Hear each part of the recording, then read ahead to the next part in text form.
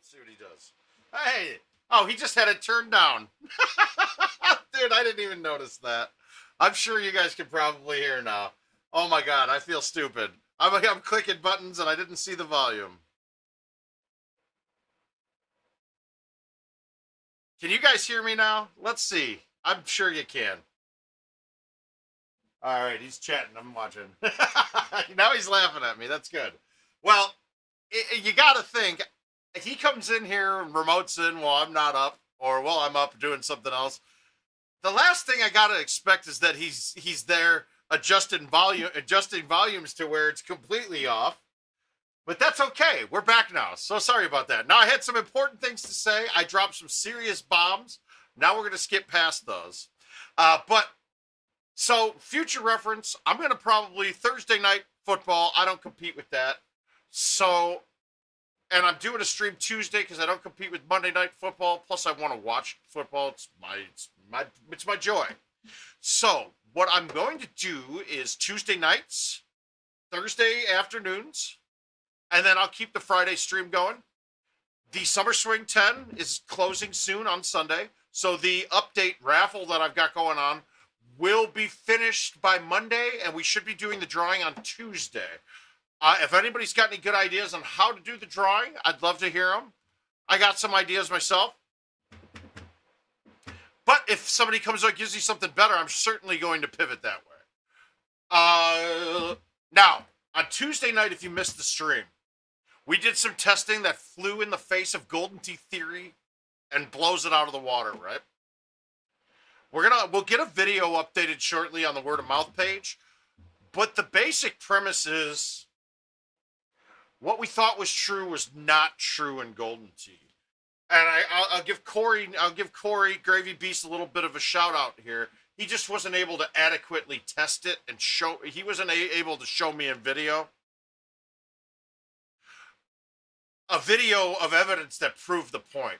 But what we did last night was we proved that pulling the club back all the ways to the choose club is the exact same as pulling back to the tip of the C. So the farthest you can pull back directionally is actually the tip of the A and the C. Now, this doesn't sound like a huge deal, right? But it actually is a huge deal. Where before we thought we had 180 degrees of pullbacks, right? Where that definition of that 180 degrees of pullbacks, you had an incremental degrees that you could go through. But you don't. You really have to the tip of the A and the tip of the C, which gets you 90 degrees of play, which means that every degree that you're off is actually a dramatic amount of change to your swing. So it really tells you that you have to be really fine-tuned on your pullbacks and your guns. Because if each degree is multiplied by 2 than what we were thinking before, obviously 2 degrees changes everything on your pullback. So it's something really interesting to think about. You'll see it on your YouTubes. If you ever hit one where you pull full C all the way to the choose club, you'll see on the shot meter on our screens that it reads almost all the way to the choose club. But then if you watch the video of the YouTube again, it shows that you pulled back to the tip of the C. And the tip of the C is exactly what it can be. That's it. So knowing that, moving forward, we're going to have to change and define some of our labeling a little differently. Like I always said that full is outside of the C, out to the choose clubs. I called a flat a tip of the A, a tip of the C. I called a baby in between the tips of the B.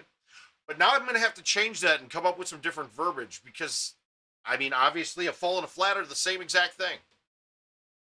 So we'll come up with some new stuff as we move along. Well, absolutely. That Josh, the point being is, yeah, you want to pull out that way, but it is not as important as we thought it was to get it all the way to the choose club where you got to go real slow and make sure your club head doesn't matter. I can now know I can pull a full C by just one pull going like that, or a full A. It doesn't matter. I don't need to get so creative and get so crazy with it. No, Montana, this has been for all time. Richard wants to try and install a 2014 somewhere to test this again.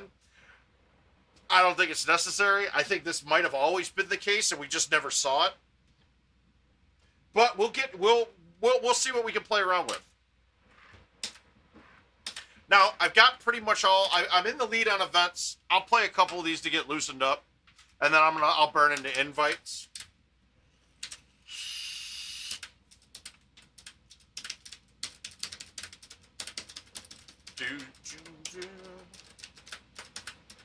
Gosh, just the volume was turned down. All right, now I've just been playing my 2020, my new updated T-box bag, where I have a 9.5 compared to a 10, compared to the 8.5 on this event, and it's perfectly fine. So we're gonna stick with that.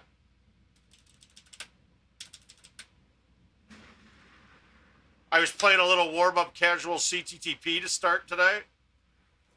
Yeah, even with stock balls,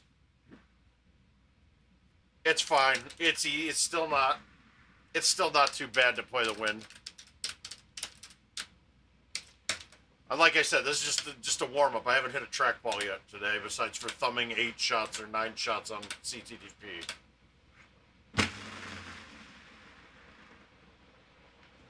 Oh, as I've gotten older, you need the warm ups, man. I should probably go stretch.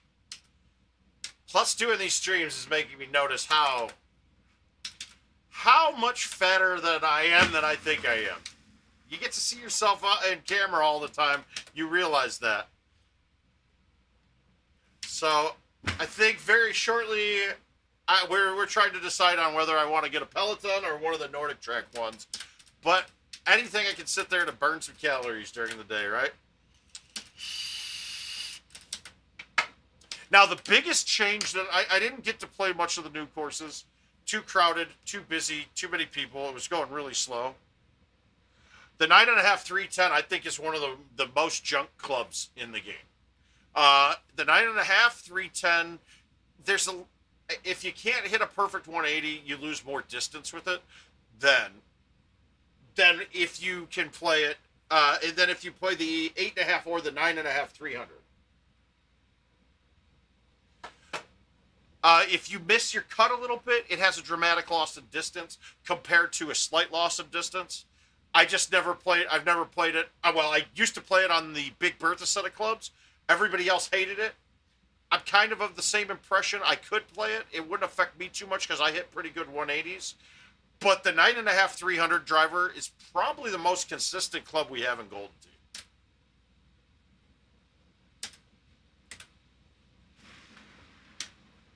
I might get pretty upset at this game. Okay, good. I'm glad I missed another one.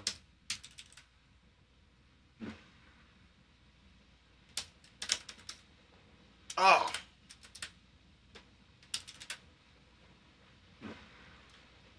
Yeah, the 8.5 driver is really important now, though.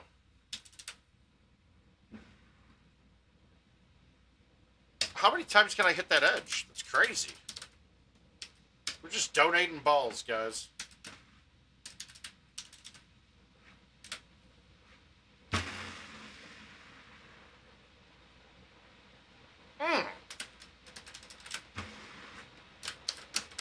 And the other thing is, I wouldn't want to play the 9. I don't really like playing the 9.5 and the 10.5. Up until this year's courses, a couple of the new boxes, I didn't really find a benefit for shots that I could get that I couldn't get with one or the other drivers, right? I haven't, from what I've heard, Tony, the two 10.5 drivers are almost identical.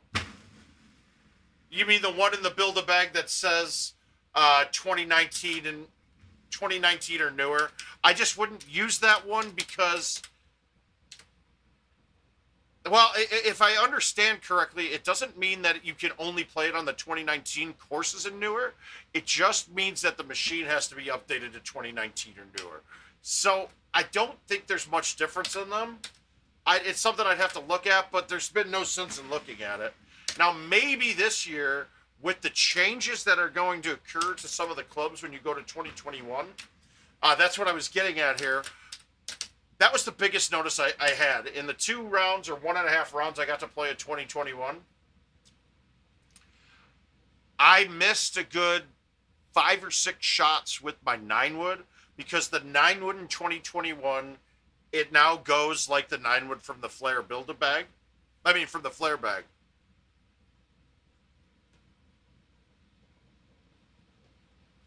Huh. Well, I don't need the distance of it.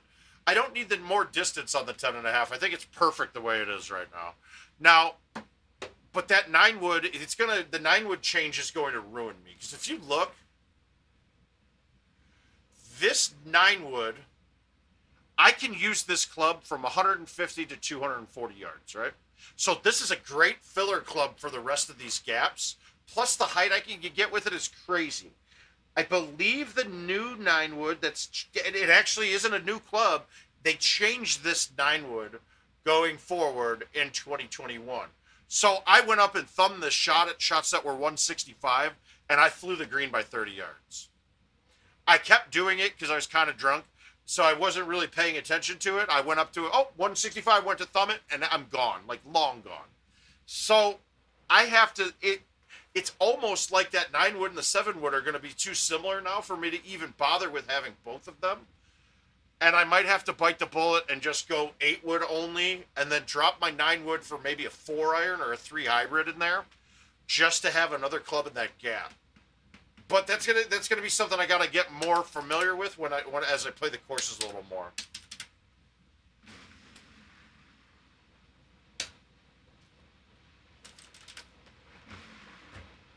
But that's a huge deal to me, because that's 9 out of my 10 Build-A-Bags have a 9-wood in it.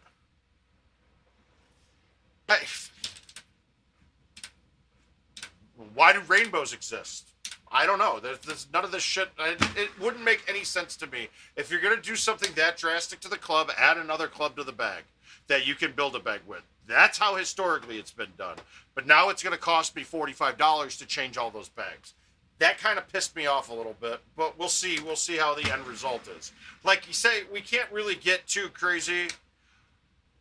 Well, and they changed the 8-wood a little bit too.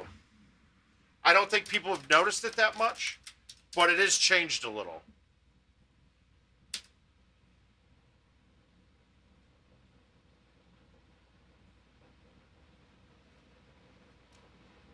Right, but people don't understand and realize the importance of that 9-wood, because there's one hole that I'll bring into play that made it perfect for me. It was Sandy Reef. I want to say it's hole 6, hole 7. It was the short par 4 that could go between like 140 and 200, but you were lined up to face the pin. You were straight at the center of a tree, right? You were lined up straight through this big group of trees, and a high tee iron would fit right through a gap in the trees. The high tee 9-wood would fit through 7-wood, 6-wood, 8-wood. All of those clubs would. Now the problem would rest with people. It would be where it's a big outwind and the pin's at 180 and the water's behind it, right? Well, you could try to man up in high tee and iron, and that would go crazy. No, well, it's mine, and whatever JoJo thinks, it's secondary because I've said the 9-wood's the best club in the game. Yes, through the gap in the trees. Now, the people that played the 8-wood, they would high tee it, and I literally won back-to-back matches on that hole at Player of the Year in Houston, because people had to try to hit the 8-wood high tee to 180 yards with a 14 outwind. With the 9-wood, I could high tee that club, baby cut it, and drop that thing down at 170. It was just so versatile. Or I could man up on it and high tee it and land at 240. It was over the top of everything. It was a very versatile club. It was the one club that I couldn't really get rid of in any of my bags. That I really hate on the one bag that I have to get rid of my 5-iron on. And everybody else hates the 5-iron, but the 5-iron is just my standard chipping club. The 5 hybrid, when I have to use it, I rip everything up. I rip everything over the holes. It's just that little bit of extra sauce on it, on my chips. I was rolling over chips like crazy.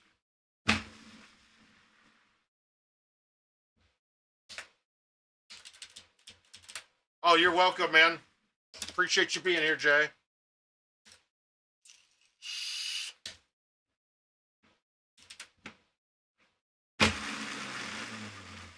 I know that. Oh, I thought I was going to go wet. I was seeing if I could get that turbo out of that.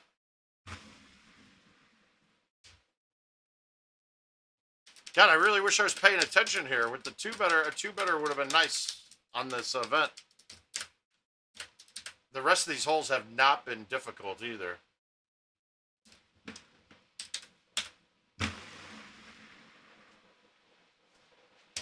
Live.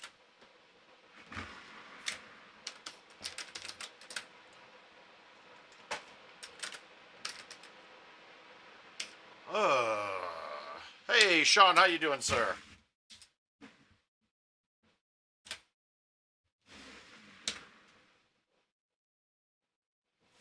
All right, we're about loose. We're about ready to start banging out some of these invites. I wouldn't say I'm really that loose, but... Now, this has been my problem here. This hole can eat me. If it was 13 in my face from here, I don't think I could get this over this with the 9.5. It's why this course, I play the 8.5, 310. I mean, the 8.5 and then the 10.5 when I'm playing gameplay.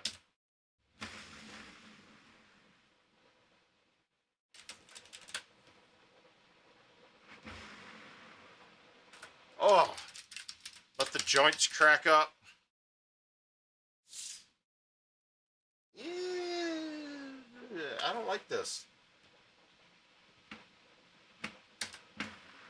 That's too far. Ooh, this is kind of ugly.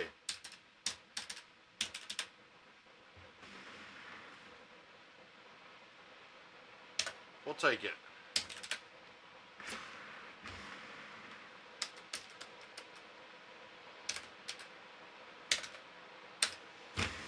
Yeah, I know. I've tried it a couple times and landed in between the roofs, and that's what I don't like.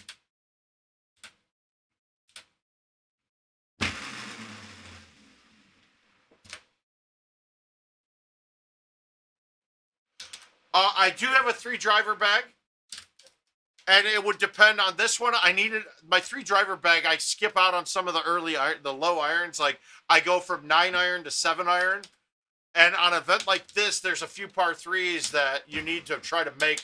You need to try to hole out the par 3s. So I wanted to have all the clubs possible for that.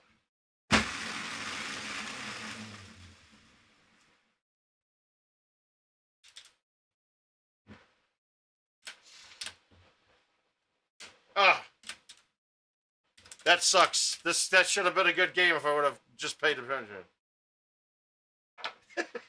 Thanks, Montana. I'll accept that right away.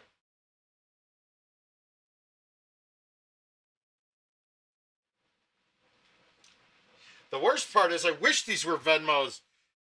Well, come on, dude. Handicaps do not make anything basic, dude.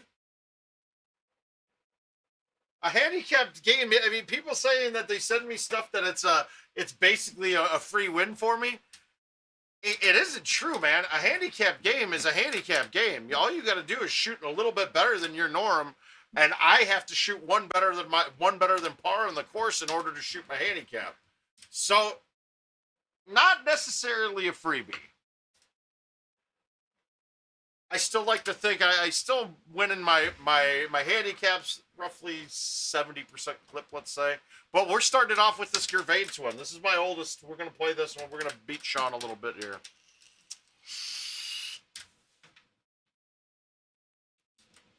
Yeah, no, I think I'll have my prize play ready too here again shortly. At least we'll be able to play in the bar. If it's open or not, I don't know.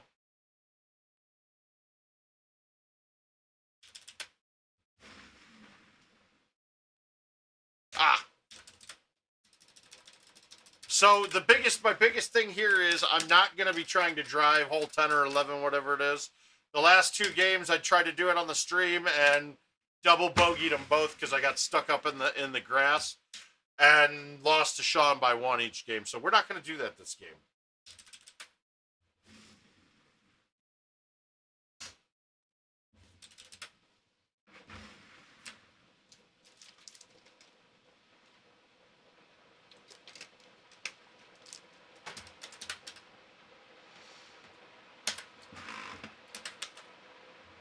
Yeah, this is the one bag I have in all of my bags that has an 8-wood in it. It's also the one bag I have with a 2 hybrid. This bag that I play on this course, if you look, it's kind of crazy. For me, the 2 hybrid 8-wood, it's a little different for me. We're just going to play this sort of try to play clean, though. We're not going to hit stupid shots and lose $50.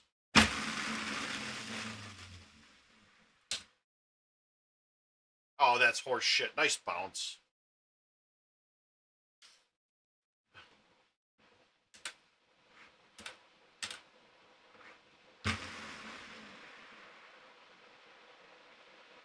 Ah. Whoa.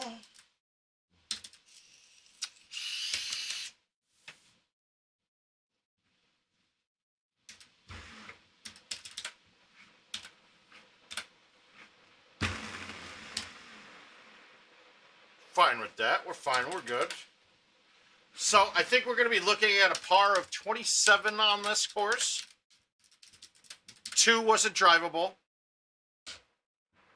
The par 5 wasn't drivable. Now, if we look at 10 or 11, let's see, it could be there. I'm not going to go for it if it is, but it'll just par a little.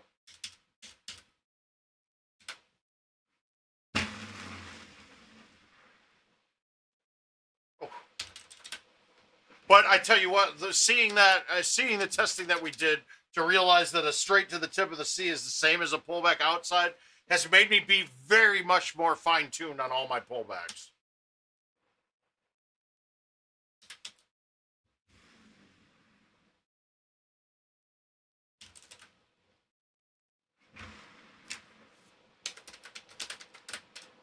Not even. Yeah, my biggest problem, Josh, is not only is it do I have this much credits from Home Edition, I've also got $6,000 left in gift cards from my vendor, so I can't ever turn the credits into cash.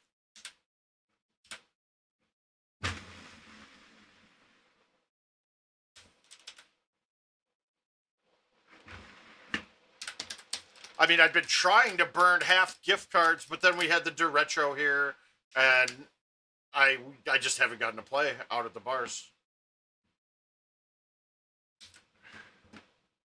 Now, see, this is one of those holes that actually stouts are a huge. The wind in half is actually a huge suck for me here because I could hit the high 3-wood straight with Titans, right? A little bit to the right of the rock and have the wind push it back in. That wind won't hold it back. It won't bring it back on this. Oh, well, it doesn't suck, but I mean, it's nice to have the money, but it's not money until I get to spend it.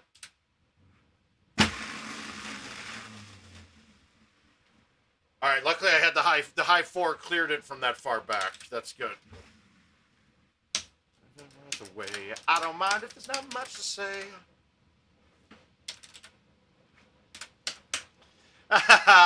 We'll see.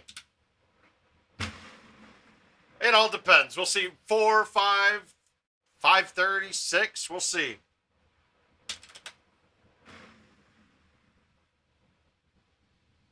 Sorry, it's weird. I mean, call it honeymoon stage if you will, but me and her actually still enjoy hanging out with each other.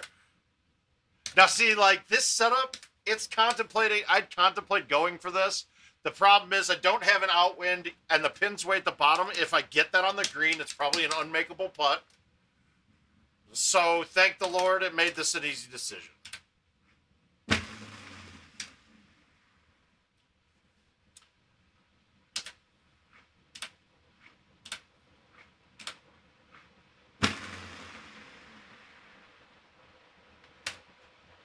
Yeah, we'll go for a couple hours. Your hand.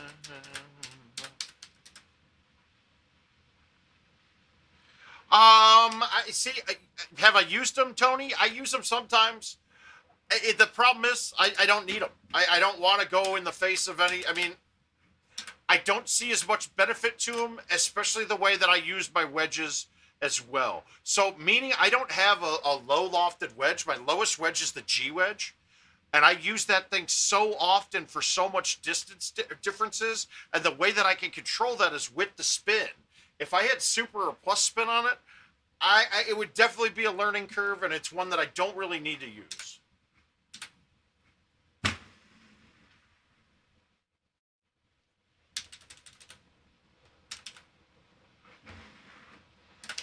There is a shot or two occasionally, Scott, but it's got to be the 5-wood if I remember right. So no, not really. I haven't done it in quite some time.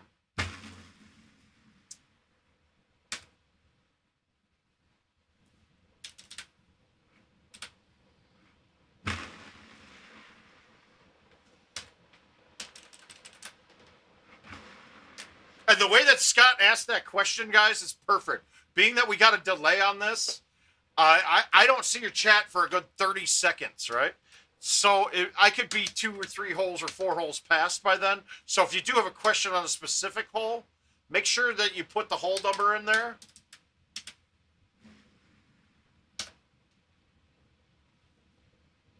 Because then I know exactly what you're talking about.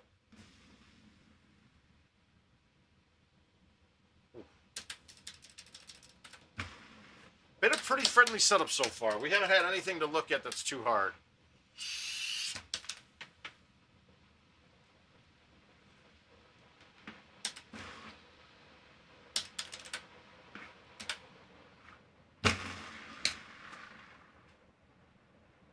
That wasn't my best effort. Let's see if I don't blow the putt. Woo! Oh, okay. We got a bad shot looking here. All right. We're basically just trying to get myself a right 10 putt. Come on down. I'm fine with that.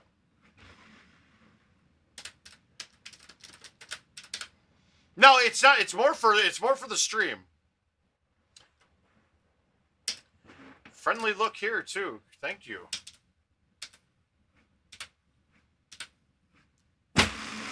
Oh God, I overcut it.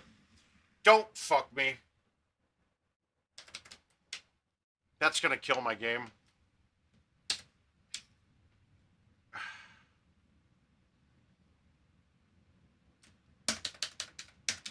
We're gonna just play it safe and get the bogey. Maybe a par, right?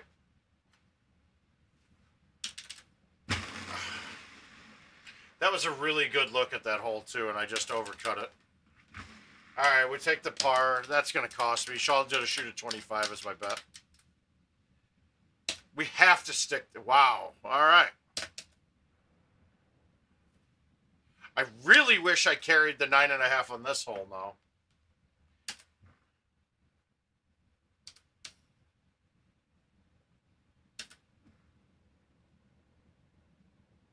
I don't know if it works, the shot that is going to work with the... All right. This is why I carry the 2 hybrid. Ah, too hard. Fuck. But, good drop. Let's see if we can save birdie.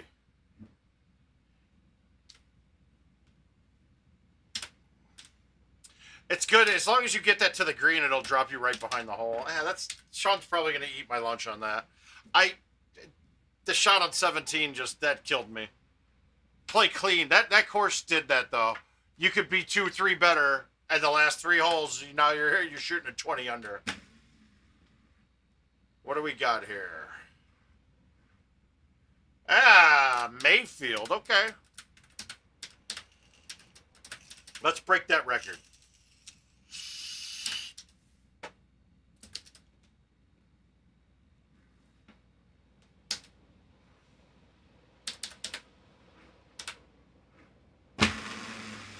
Now, I tried to lay off of this one a little bit. If you see, I only hit it 136. I really don't want... If I hit that 142 and hit it straight, I would have cleared the back of the green by a little bit and had to chip it coming back. I don't like flat chips at all. Like, they piss me off. I suck at them. The problem is, that's one of the hardest things to do in Golden Tee, to lay off and hit 135 rather than 142. Most of the time when you lay off,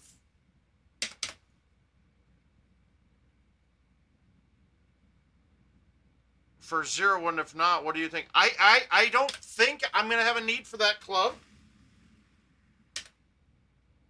Really, honestly, I'm thinking that you're going to want all the high lofted clubs that you can, so the same as the last 2 years. You might need to throw some low irons in there. What's the price of the machine set at, Sean?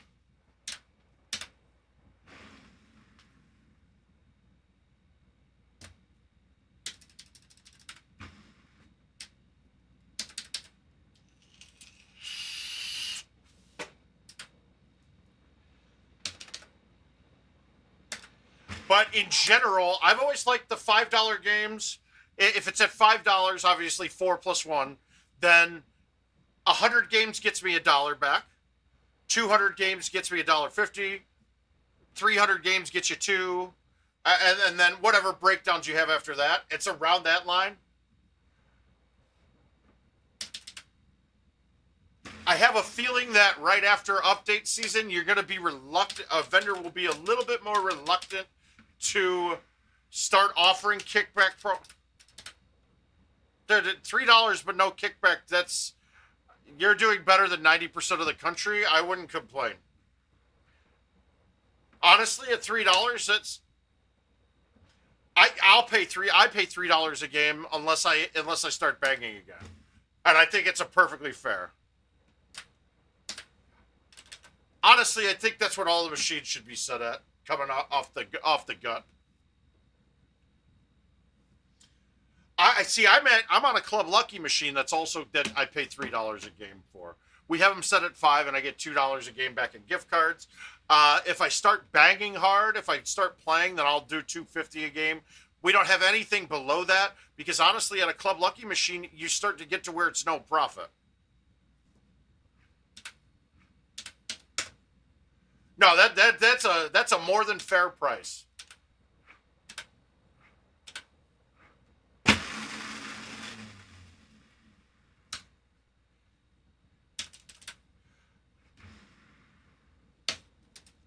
I would like to see a lot more people start playing CTTP and things like that. Those games, because those games are, I mean, they're fast money makers for everybody. Players, bars, vendors. If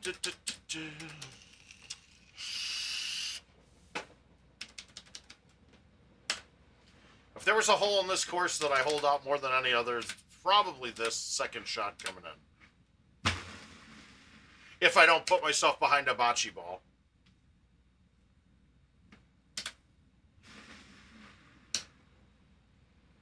And it's weird, those bocce balls are absolutely in play.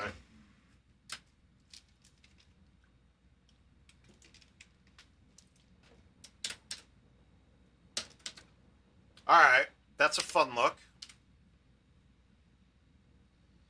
That's a really fun look. Wow, that's not, and when I say fun look, I'm actually being super sarcastic.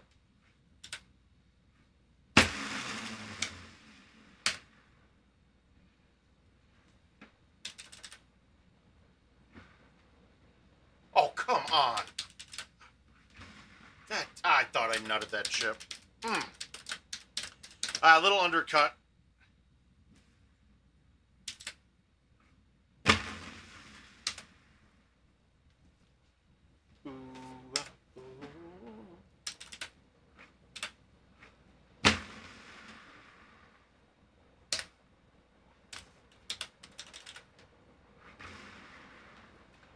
If it feels right. No, Sean, that's actually a really good program, a really good price. I don't think there should be a kickback program. Somebody who's a banger might come in and say, "Hey, if I play 800 games a month, I want to pay $1 less than that, even, or 50 cents less than that." Now, at the Marcade, when we had it, and power vending, that we had power vending as their vendor. But we had just determined up front that all machines are set to $3, and we're gonna give 50 cents back a game every game you play. Part of the reason of giving the 50 cents back a game in gift cards was everybody had to come back because they got gift cards. You know, you played 100 games, you got $50 gift card. Well, generally people would play more than that in a night. It was actually a good way to keep your people there. Honestly, that's the way the kickback started. I mean, I want to say the Dean Vending for Promo Nation up in Minnesota was really the first to do it. And I was actually kind of.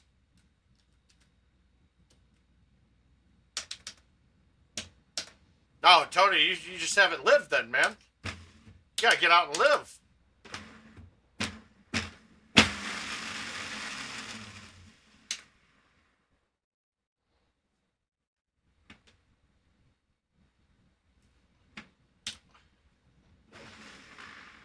Oh, dude, I still remember kids and I thinking that we were the shit when Live first came out because we got our vendor, we got AH to give us $1 back a game. Now, it was a different time then because even at $5 a game, we were making money hand over fist. When your returns were around $8 a game, you didn't really care that you were paying $5 a game.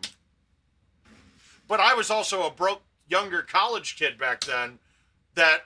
I mean, dude, we'd be watching that top screen, watching for games to close.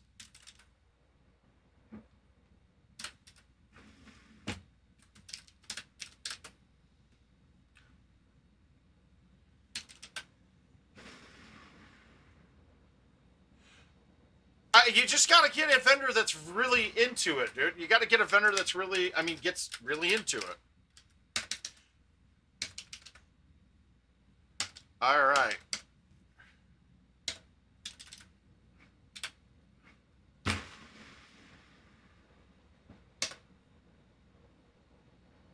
Wow, that was close.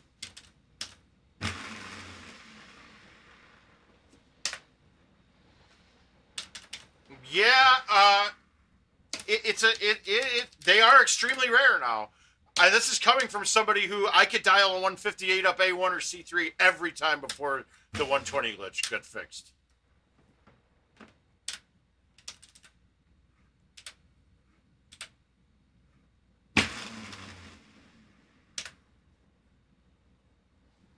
All right, I am definitely not shipping this, even though I probably should. That chip would have been wet for me.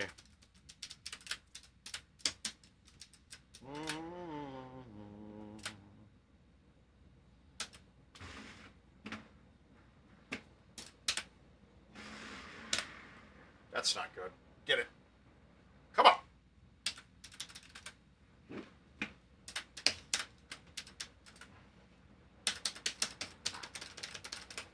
But I was just trying to explain to somebody the other day, hitting 158 and getting your A1s and C3s out now, it's not about hammering the ball. If you hammer the ball, you'll read 152, 151 in between the 1 and the 2 or the 2 and the 3. You have to play more of a touch game. You have to learn what speed gets you that 158 while not hammering it. Or else you get it hits like a limit and it just goes dead short of the number. Distance-wise, it doesn't change much. The bigger thing is that it's harder to get it out to the 1s and the 3s now. But I did make a... Whoa! Whoa! Ow! That hurt. Sexy.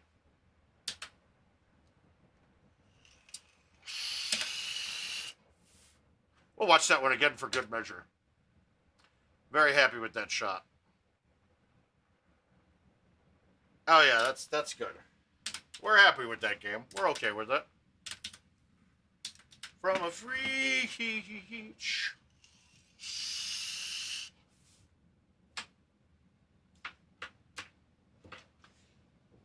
I gotta say though, I've been holding out a crap ton more after I was having what I thought was issues with my ball. So, and I didn't know because everything felt like it was coming through a little bit left on me, right? Well, on the ball, a pretty new ball, I was having the issue where the trackball would just start coming back on its own. And that tells me that it's some sort of short somewhere where that optical board is getting a little bit of extra juice. So what I did was I changed out the optic boards with an older trackball. It stopped that issue, but then I started pulling everything directionally. So I was thinking to myself, well, God, is that optic board still pretty bad? Or is there something else wrong? So the other day I decided I switched the X-axis roller and the Y-axis roller. And now I'm doing it pretty good. I've got a source. I get them from a vendor directly. They don't like to sell to everybody, so... But really, either that or I'll buy them. Hap will put on sales, and I get them straight from Hap.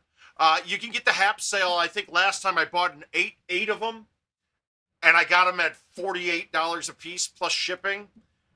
So it was like, I mean, after tax, it was like $360 for 8 trackballs. I can't really argue with that.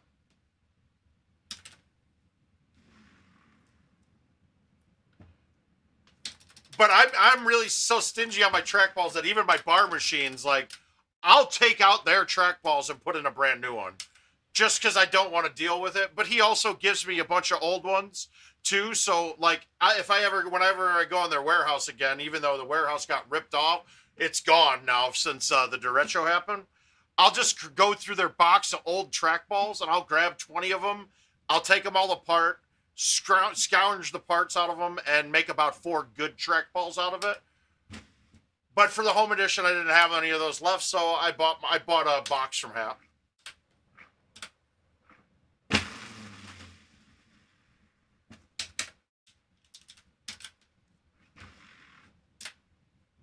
But I'm not going to pay the $100 a ball from Hap. That's too much.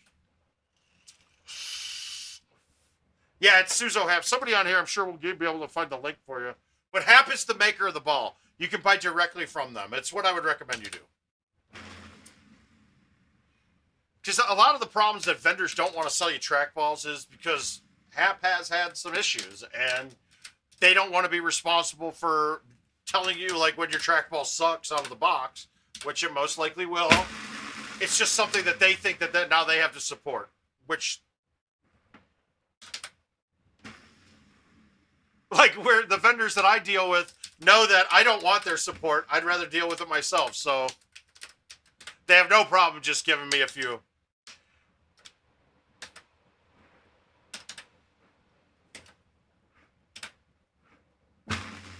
See, this hole back in the day was an actual challenging hole because we didn't have a 9-wood or a 7-wood. You could. There was a high loft set of clubs. Dude, on that setup, I would have been hitting a 5-iron C3 spinner off the top of the wall and having it hit the sand behind the hole. It was crazy, the shot we used to hit. That thing bit a lot more than I thought it should have there.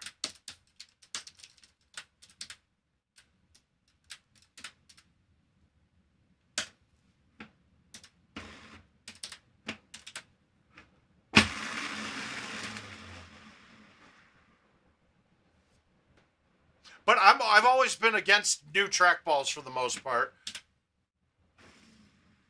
But because they're just harder to until they start developing the groove and the bearings break in completely, your fine-tuned motions on a trackball are off. You'll also get like black marks popping up on the ball because of the over greasing that they do of the bearings.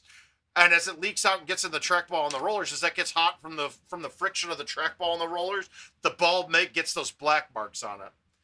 It's not a real big deal. It's just stuff that I hated.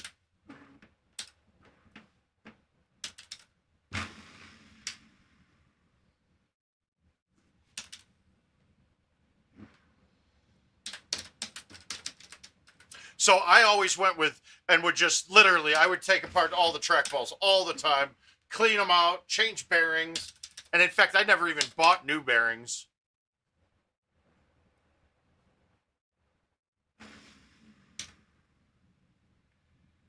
Hopes for a living. All right, so far we're clean on this course. We haven't had anything extra.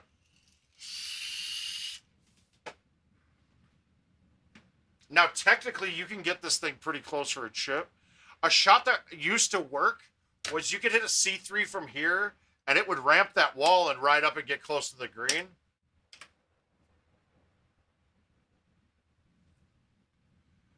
Well, don't let noise be the determination of a good or bad trackball. You could just have one of the rollers could just be wearing in a little funny. Man, some of my favorite trackballs of all time grinded and felt like I was playing on sandpaper a little bit.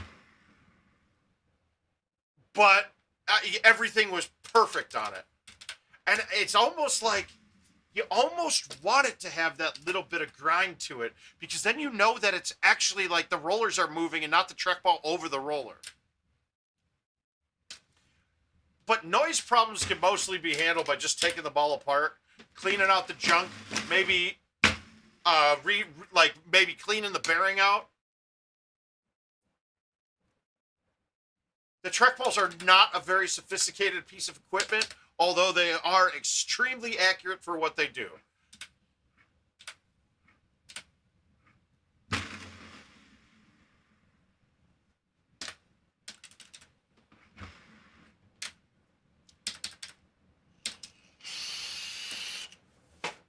All right, this is going to be the hole that matters. This one I can mess up pretty quick.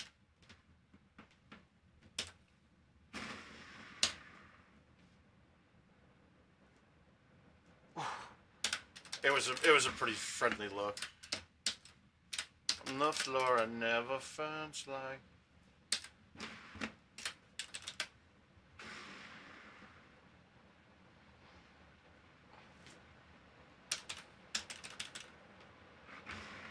All right, so this next hole, I believe. Nope. Well, this one, oh, that's close to about. It's pretty much. It's kind of there. I don't carry a sand wedge or a lob wedge, so if I go for this and I get stuck against the wall of the green, I'm in kind of a problem zone. So we're just going to put it back here and get my birdie. But there's a lot of times where you can hit a straight shot right at this hole.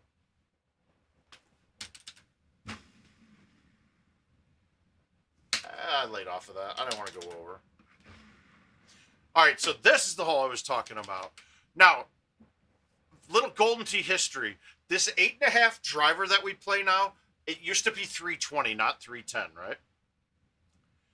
They changed it right before we went to do regional qualifying to make world championships in 06, I think it was, maybe 05. But things you could do on this. Okay, I hit a ball 800 yards on this hole. With the 8.5 320, if you hit this driver with straight with roll, and it wasn't raining for one, but it would go and ramp this hill directly in front of me and go way in the air. So this green was drivable, and it was not a rarity to do it. You could get it quite a bit. You could get it to go up there quite a bit. And if it didn't ramp fully, you still had a shot from the dirt that you were getting up there for eagle. So course par changed some of the changes we all talk about, how the game was harder back then, but some of the changes they made to clubs and the physics have made some of the shots that we used to hit regularly impossible.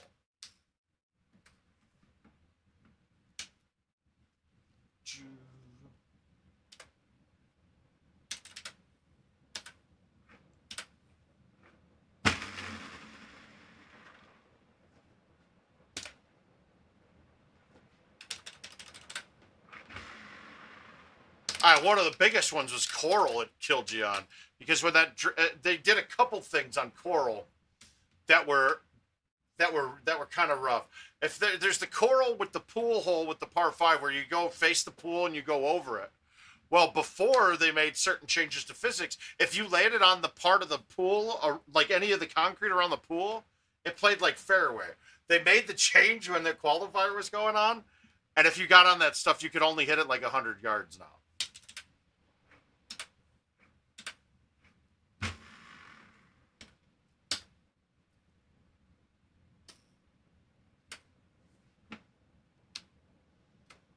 All right, we're going to just murder boner this. Perfect.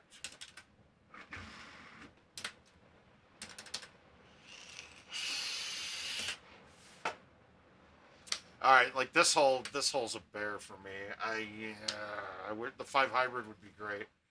This is a tough setup, guys. This is a really bad look on this hole.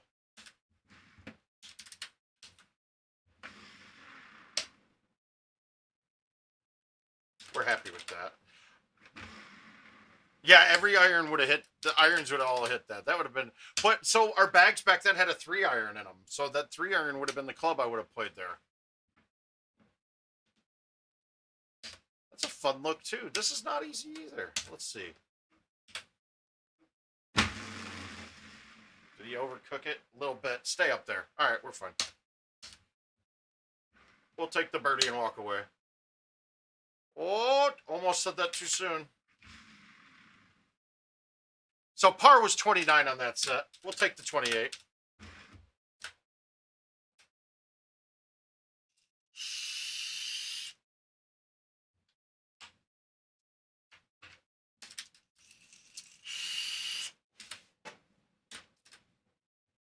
All right, what do we got next? Let's get. Ooh, is that? Ah, all right. I'm not a big fan of this course.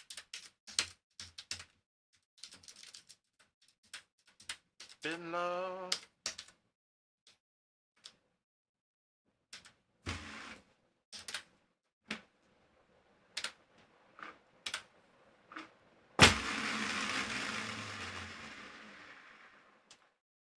Oh, well, that's nice.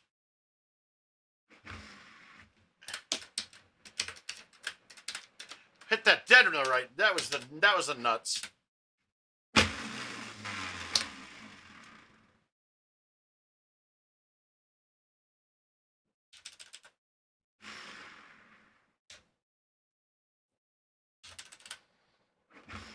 If you guys notice, a lot of these ones, I'm releasing the shot, even though the distance tells me that I don't need to release it.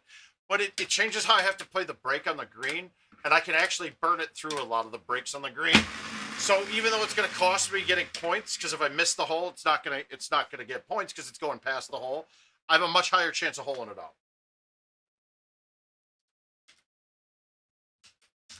This one I'm releasing because I don't think I'm getting it there.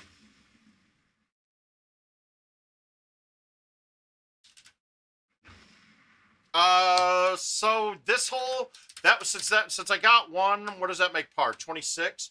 There could be one more on the back 9 that's drivable, I believe. It's rare that I even go for it. Risk to reward isn't there, and it's a shot that you can hole out quite a bit.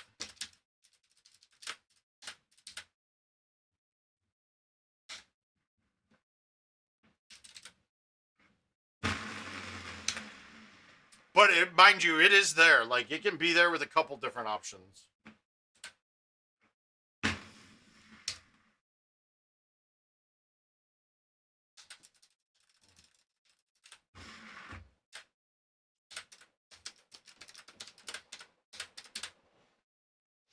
And this one, I've gotten awfully close to being on too. I don't think it's ever drivable, though. All right, so we got the pin on the far left. Don't look. Well, that tree could be in the way, so we want to get this to the right if we can. I'm not going to screw around with it. I'll just play a cut coming in. But as far right as I can get it so I can hit a straight thumb shot. But now I got trees in my way, so I probably got to go around this. Is that tree in play? I think it is. Can we flip that enough to keep the tree out of play? No, I got to go around.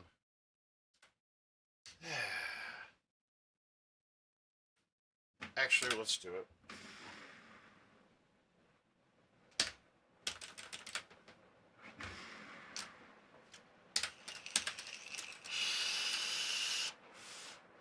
No, I have my standard bag that I've always... The only thing I would change on this course, if I was going to change anything, is... I think streaks are actually probably could be a big advantage on it. Not a big advantage, but it could get you an extra stroke here and there. You can drive... I think it's hole 18 can be there, if I'm right, if it's 18 or 17. I've gotten 18 on one time with Titans. You'll see it. I'll show you what I mean. Actually, there's a few on the back now that I'm thinking about it. No, but club-wise, you don't really need much here. A low iron would be nice for the last par 3, but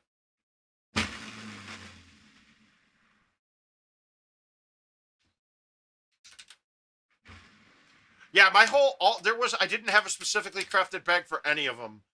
Before the tee box changes, I played the bag that I'm playing right now across the board on all of the old courses. I mean, on all of the 2020s. Tee box changes a lot made me switch and get a 9.5 driver in there, mainly for Oakwood.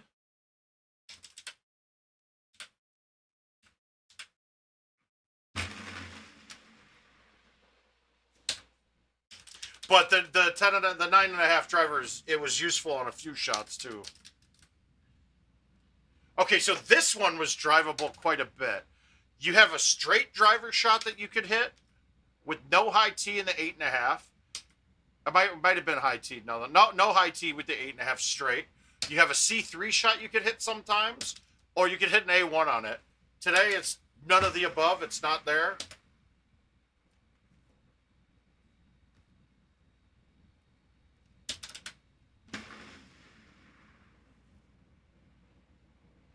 But see, that shot that I just hit there with the 9-wood, I can't do that on 2021. That ball would have landed 20 yards past the green.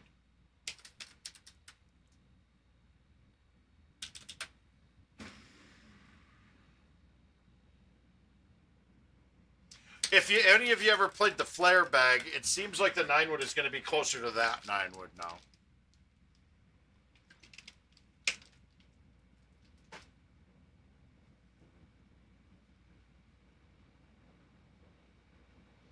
To the neon guy.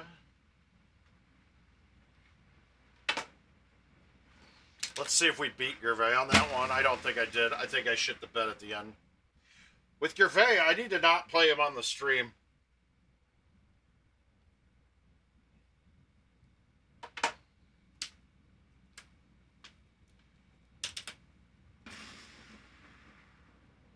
And tenement house.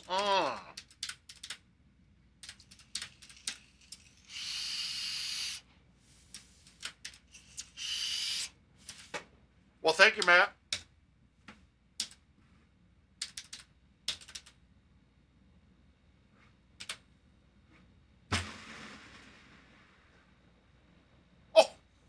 Oh. See, a lot of people try to hit. See, I don't have an 8-wood in my bag, right? And the 9-wood doesn't have the distance to carry it. The high 8-wood, I never liked that. Trying to. It's just under 400, but it's really not the yardage that I'd ever be looking at.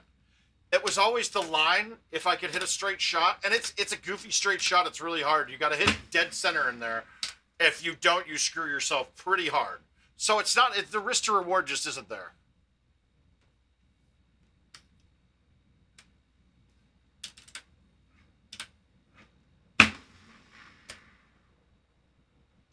Come on.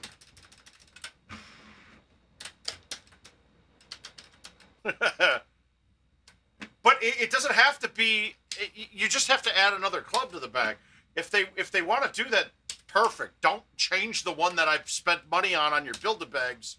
Just put another club that I can add to the Build-A-Bags. Now, honestly, if they did that, I would probably have. I might even have 2 9-woods.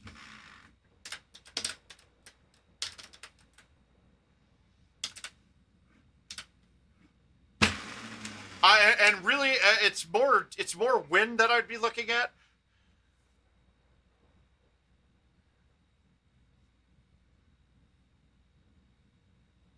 It's not a thing. It just looks that way. Not a thing at all. Now, when you're talking about, if you're talking about like chushing, it kind of is.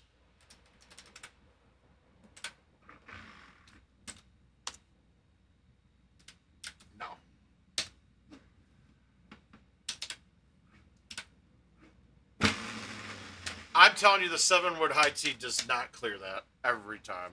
I'm sure there's setups that it does.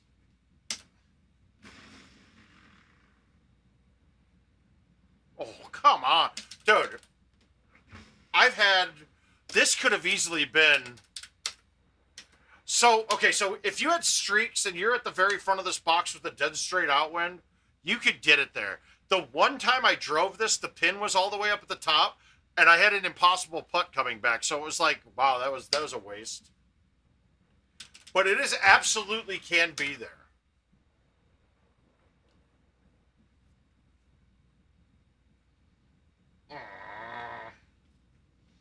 So I'm going to thumb this. I want to thumb it with bite.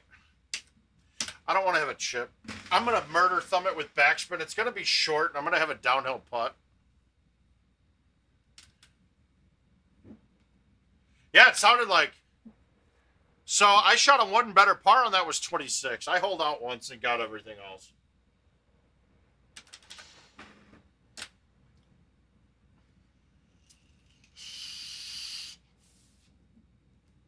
But see, that's the thing with the handicap courses, right? I just shot a lights out round, right? And I'm 3 strokes off my handicap, I think, right now. I think my handicap's over 29.5. Did I just freeze? No.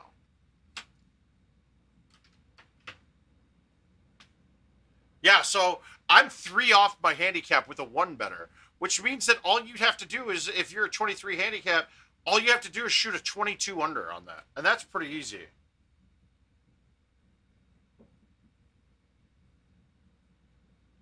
Which court busted that infamous?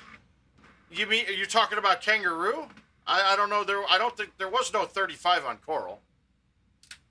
I mean, that's literally a 10 better, dude. Nobody's ever shot a 10 better. Nobody's ever shot a 6 better. Somebody shot a 7 better though.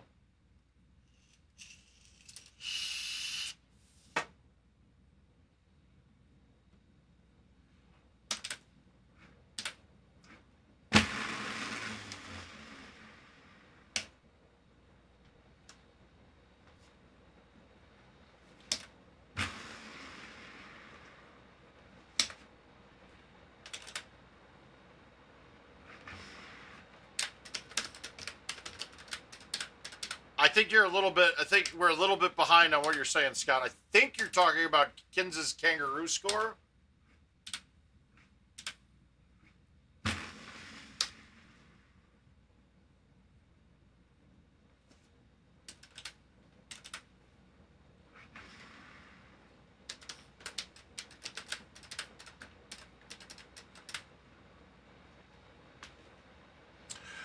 And if we're talking about Kins's Kangaroo score, I think the going theory on Kins's Kangaroo game is that par was 31.5. Like he 10 wasn't. I mean, 10 wasn't there, but he chipped 10. You could get up to be, and he made a chip from like 30 yards. I think. I don't know for certain.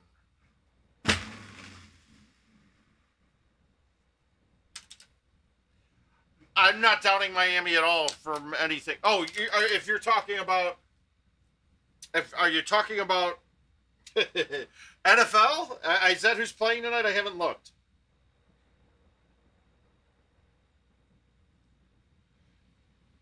Yeah, Miami can win tonight. I don't understand how the Jaguars have been even competitive.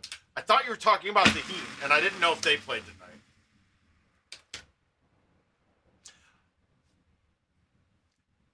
I mean, we looked at Jaguars as a guarantee for Trevor Lawrence, and they actually look like a decent football team.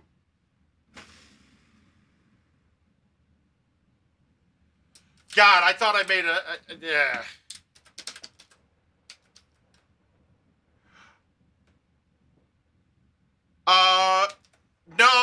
No. Okay, so best score on a course.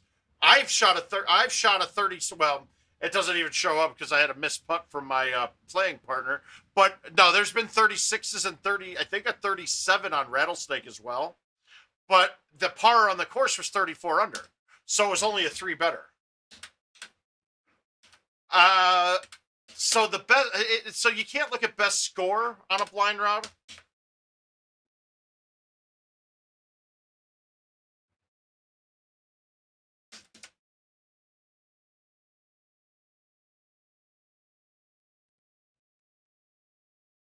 I don't know. He could have.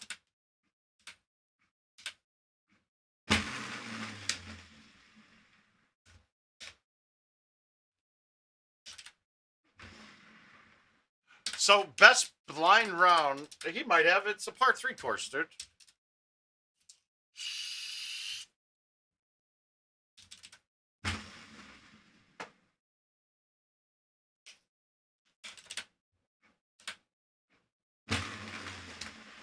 It's funny though that we're talking about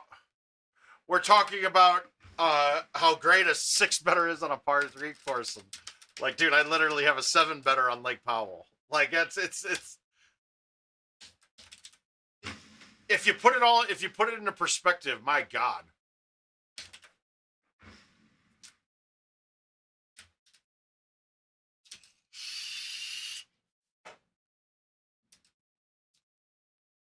Why is he still playing it though? He wasted a ton more money on that. Yeah, you can do it, dude. We got until the end of the week.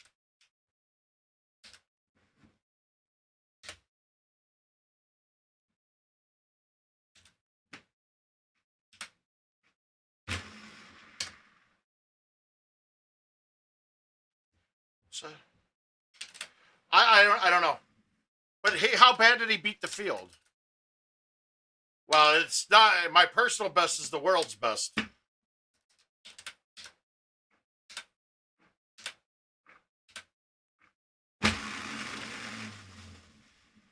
There's never been honestly, no one's ever showed a 6 better before even. Now, some people try to knock mine down to what you'd say a 6.5. My whole theory on the scores based on par is if no one can drive it, if it's not possible to drive a hole, and you cannot putt for the score that you got, then if you make it and you get it, then that's 1 better.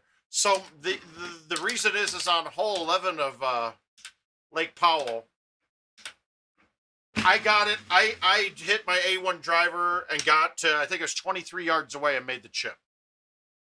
No one, Bernhardt got an eagle on the hole with 40,000 points playing streaks, and I was playing Titans. So some were saying that that's not 1 better. I fully disagree. I think if you can't putt, if it's not possible to putt on a hole, then that is not par for the course, right? You still had to do something extra to make it.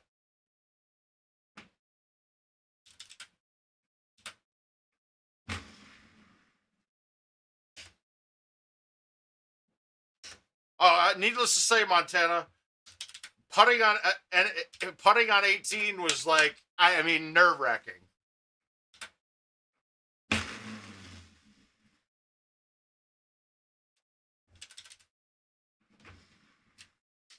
And it was a bad look. 18 was like a 16 in your face to the right. It was ugly for me. I was not a big fan of it.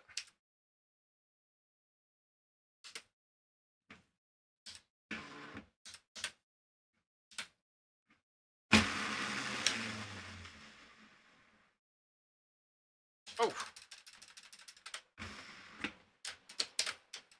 Yeah, even if it's not points, if it's a short, mine was a short chip, but it's still a hole out. Now here's the thing though: if anybody was able to drive the green on it, well, then that makes it par. It doesn't matter if I didn't have the equipment to do it. I should have the equipment to do it. That's the point. In this case, though, it wasn't that case because it was Titans for me, and I think streaks for Bernhardt. Couldn't get it on. It was not possible to get it on.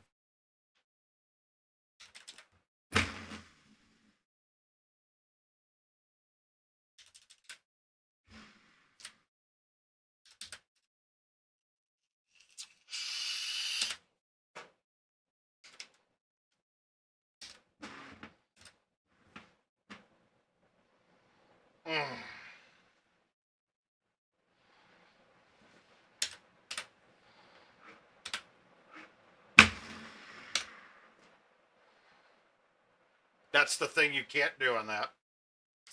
Hit just that edge. If it hits high enough on the hill, it's fine.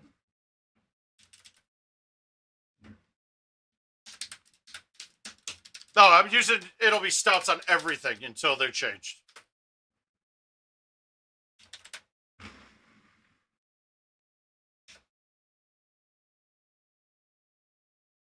Yeah, there's no. I mean, literally, you cannot. There is not a hole that's going to convince me otherwise. And on the older courses, there may be holes that I'd want a different ball for. But with the very few amount that I play them, the advantage is so great for not playing wind. And not playing wind, but playing such a dumbed down wind. The only course right now that I would ever contemplate changing on is Castleshire, but hole 1, it is a stroke on hole 1. With streaks, I will drive that hole every single time. No, I don't. I use the 165 iron. I don't use the other 5 iron. If I do, then there's a mistake in a bag. But no, I'm using the normal 5 iron.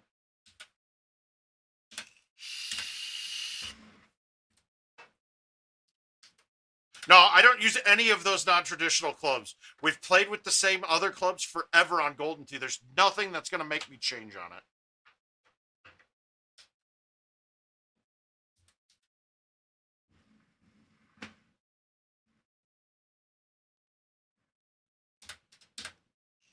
And we'll take a look and see.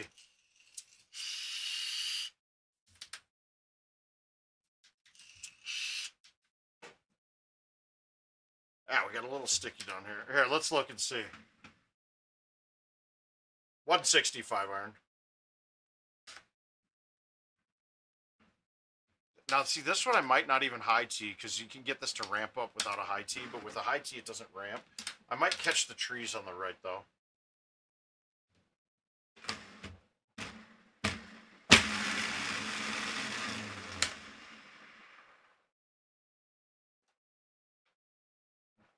Well, let's see if I can shush.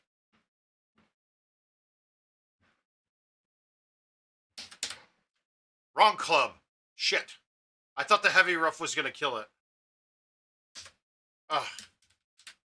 Yeah, no, see, I played the 165 iron.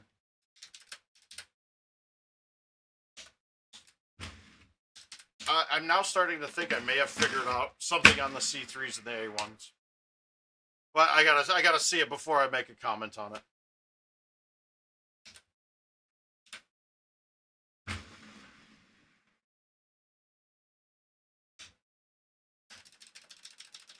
No, you can make me look, Tony. It's fine. I appreciate all the comments, man. It makes this more interesting.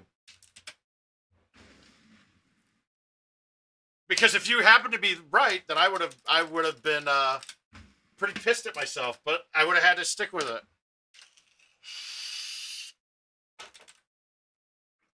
No, and that goes toward, if you're building a bag ever, guys, I know imitation's the greatest form of flattery.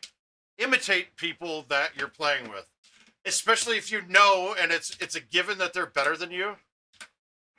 Do you know how much harder it is to follow somebody's shot if you have a club that's slightly different? Now we're given all of the information about a shot right as it occurs, right? We see the shot meter. We see exactly what they did. You can easily imitate now. But if, let's say that you're using the 9.5 310 driver and you're playing with me and I'm using the 8.5 310 driver, you cannot imitate me anymore. You can certainly try and take the information that you had. You can try. You can take that information and make a judgment off of it, which is why I always still will say more information is better than none. Al was trying to argue with me one day saying that, no, you shouldn't watch other people's shots. And that is the dumbest thing I've ever heard. In match play, you should intently watch every other person's shot. In qualifying, intently watch everybody else's shot. You can see a bounce that's short of a green that bounces directionally. You can see a ball, how much a wind will affect a shot on a hole, even though maybe this holds slightly more than what you're expecting. You can see that a little bit of cut on a driver caused a ball not to get there. So you know, hey, maybe if I don't hit a cut, I can get there. Or you saw that a little bit of a cut on a shot got to the hole still. I'm a terrible chipper, Chris. You don't want to chip like me. It's my worst part of my game. Chipping is all repetition. It really, and I'm a horrible. I'd even call myself a horrible bad chipper. Now, mind you, I was having real big issues until I changed my roller and switched it with the forward one, switched the X and Y axis, and now I'm back to chipping okay. But in general, chipping is by far my worst. Well, the 581 rounds that's gonna be it. It's just play more.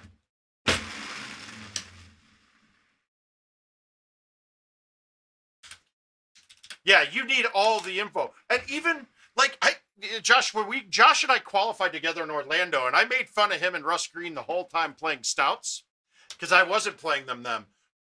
But I watched every fucking shot that they hit still just to get a read on things. Crap, in match play, it's one of my biggest tricks in match play to perform better. I will purposely outdrive my opponent by 2 yards. I will try to put the ball slightly in front of them every chance I get. Because I want to see what they do, and I don't want them to get a read off of my shot. That simple. Now, back in the day, before tees and the courses now, I would go first every chance I could get. Because I could hit the ball. I felt like the way that I hit the ball, I could do things that other people couldn't do. And by trying to follow me around the course, you were going to fail no matter what. It's not the same anymore. That's not Golden Tee anymore at all.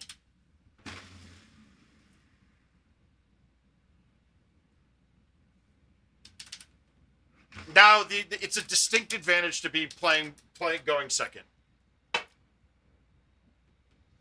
There have been times in matches where I have purposely missed a putt on 17 to make sure that my opponent had honors so that I could determine what I was going to do. Because, okay, so if you're not up by 3 or more strokes on a game, hole 18 can swing you back to, you can swing a game, right? Now, but here's the problem. Most of us have never laid up on holes, right? A super hard setup on 18, we water it, take our par, we get it, take our drop, take our par. Now, if it's a super hard setup, I've never laid it up before. I could lay it up into a spot that makes that approach shot just as hard as the tee shot. So now I've brought bogey into play, and now my 2-stroke lead could easily be down to a loss right there because I bogey a hole that they stick. Oh, God, I got to hit a full A1. Whoops, I didn't really... Yeah. It's rare that I've ever done that.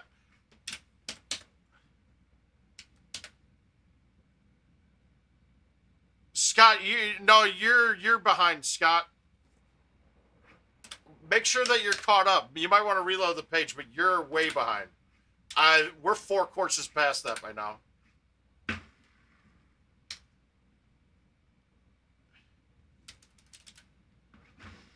You might want to refresh your link.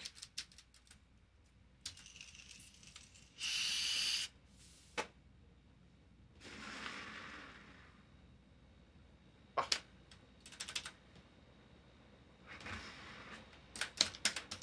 Yeah, so the more information you get, always a key. It's like my first rule in Golden Tee completely. Get as much information you can from your opponents. It's really that would be the biggest. That's the biggest thing.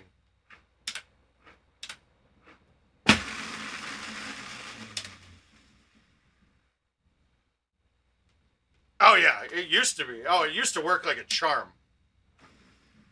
But I mean, now, like I said, now Golden Tee's a bit different with tees and balls and clubs and build-a-bags and shit. You're not hitting shots that are just so random. Like, there were shots on old courses that I would play I'd play A1s directly into a group of trees, and I knew exactly how many branches that it would hit because I knew that I could hit a perfect A1 on it. If my opponent tried to follow me doing that, they're fucked. They're in the woods and they're done.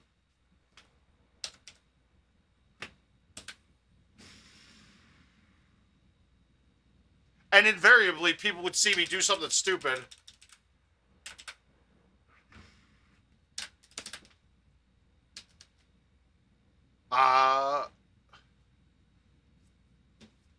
Yeah, dude, no, Jay, we have a 30-second lag. That we're set to a 30-second lag. That's it. That has to be local on his end.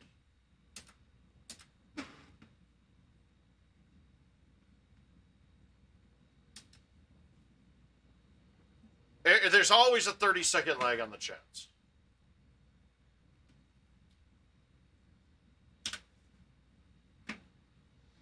All right, so the question here is, do I want to go high T? Do I want to cut this? Do I want to maybe hit the 8.5 and bounce it up out of the bunker?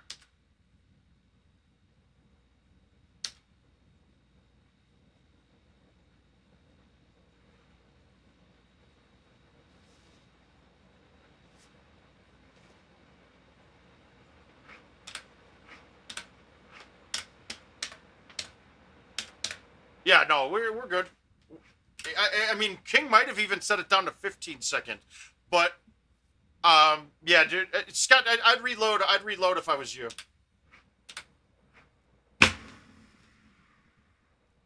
Oh, got it.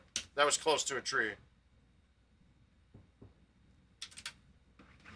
The lag should be pretty standard. It should be pretty standard per platform because we're setting the lag. Now, some of the platformers do force you not to, but you can't have no lag. But I want to say they're the same on every platform right now. And you know, King would be, he'd be meticulous enough to make sure that's the truth. This shot was a pain in the ass. Luckily, I believe the 7-wood stays under the trees.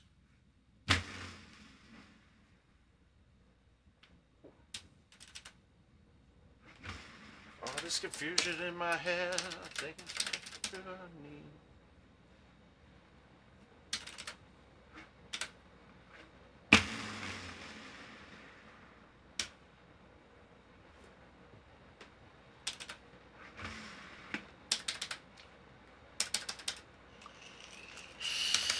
All right, so the hardest hole in the course.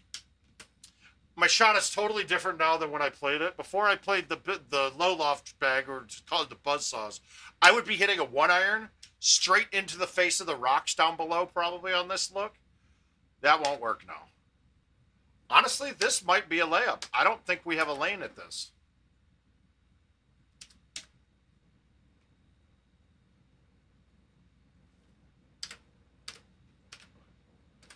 I think any low club is still going to hit those branches up there. I think this is actually a layup for birdie.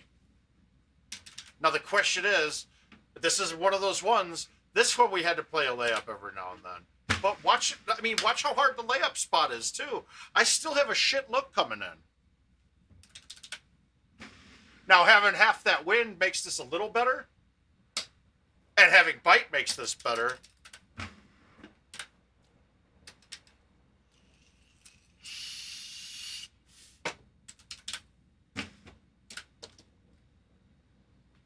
I think you weren't set to be live. I think you were not at live.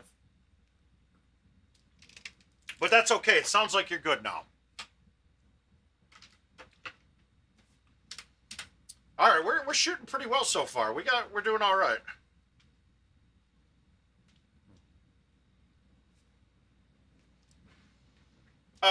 Well, okay, I can't. So here's the thing, Chris. In general, you don't factor bar tab or food in because you'd have those anyway. Now, I might get out of hand and do a little bit more, but I do that at home too, so that doesn't matter. So a lot of it is social aspect of it. So basically, it's flight and hotel room. So I'm at about, let's say, $500 in expenses that aren't the difference.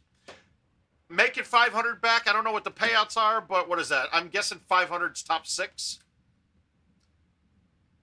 Then you take out the 100 that you put in for entry. So now we're at top. I mean, it's never a profit center. I'll tell you that much right now. I don't go to make it. I'm not going for profit ever. There are a few tournaments that I go to make a profit, but invariably end up spending the profit. TOC's one of them. I go for profit. Worlds, I'm going for profit. And World, I mean, you factor in profit as part of it, but Worlds, I'm going because the legacy. Legacy. All right, we're gonna get that tough 30 under on Black Hills.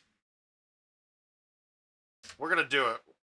We're on a 29 right now, if nothing's drivable extra. But really, I'm doing it because I miss the competition, dude. I live for it. I thrive on it. I thrive on the in-person hand-to-hand combat. That's what it is, right? It's Fight Club there? Yes, we got an easy look here. Good.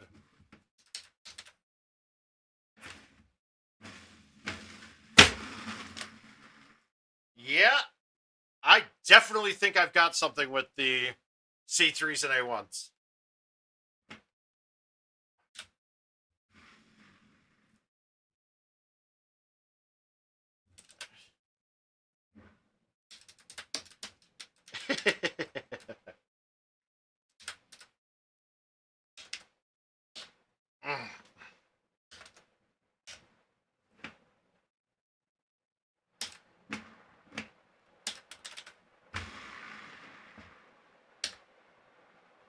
Oh my God, I thought I hit bite on that. That's trash. All right, we're okay though.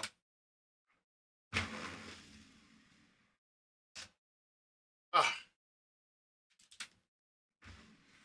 Okay, question for anybody else on a home edition.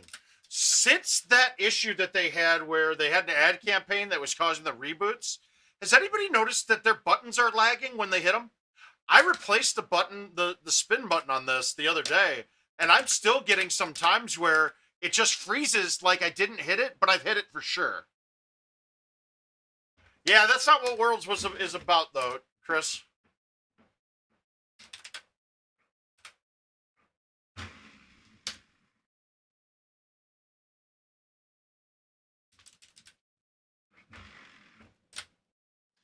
I don't knock anything about the production at Worlds. They do a great job in that regard.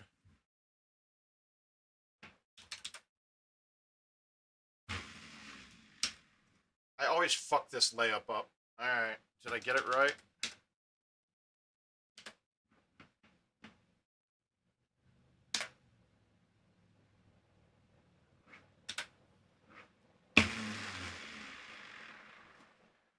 We're fine with that. That's all I'm looking for.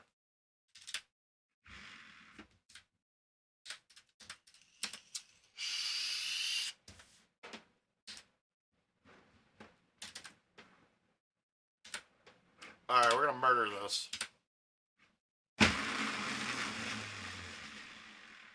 Perfect.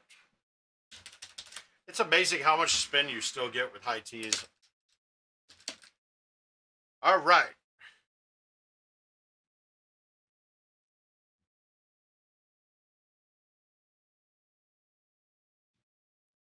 There we go, Richard. Richard coming in with good, valuable knowledge.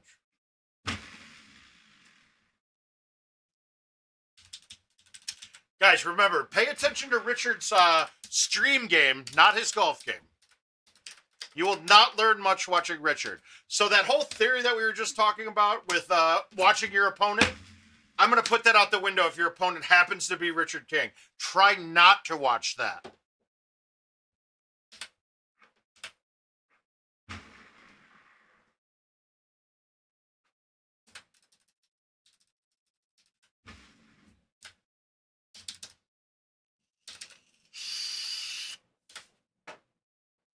All right, now we get to the challenging holes. What do we got here?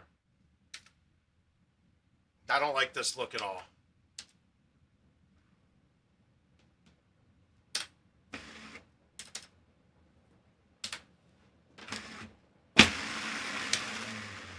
I will take a stick in it.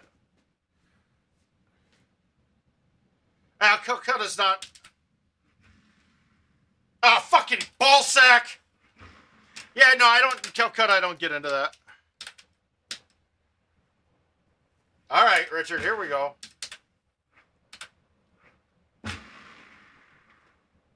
Well, I will say this.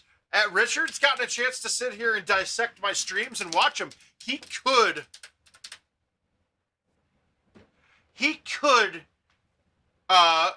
be learning hand over fist as we're doing these, and he might turn into be the greatest. He might be the greatest. He might turn out to be the best player there. We'll see.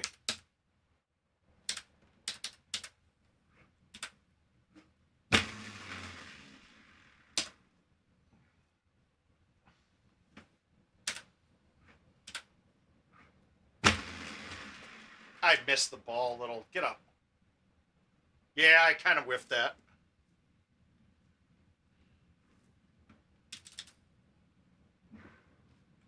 See, I'm a terrible chipper. Now, though, right now, those kind of chips, my hands are getting tacky. I might get a little machine wash, a little hand wash after this game. Like I said, the weather just, I can't stand the weather this time of year in the Midwest.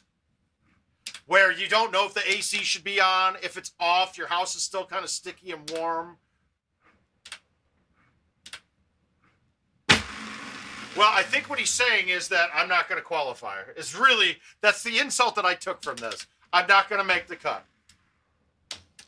I very well might not. I might not get a chance to play the new courses before then.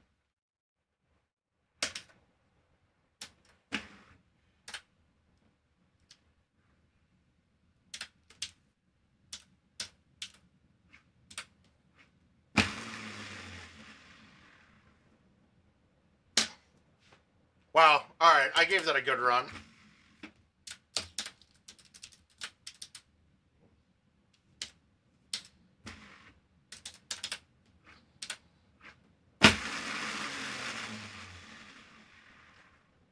Yeah, I got in a game and a half.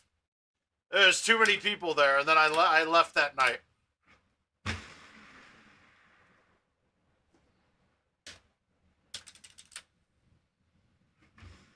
And by the time I got a chance, I got there at like 8:30. I didn't get a chance to get on a machine until 11.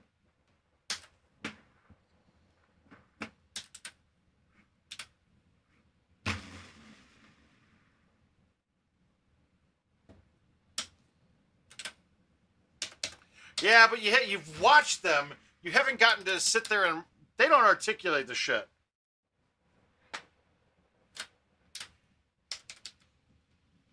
You've gotten to watch those guys. You didn't get to sit there and actually hear them, speak to them, get the inside information like a lot of these players have. I would liken it to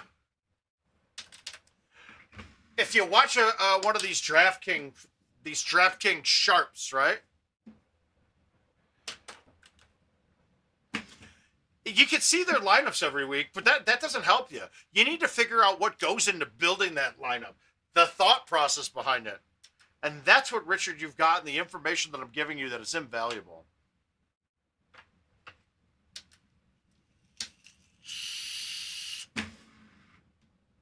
All right, I'm going to start this one off, and I got to go get a hand wash. I'll be right back.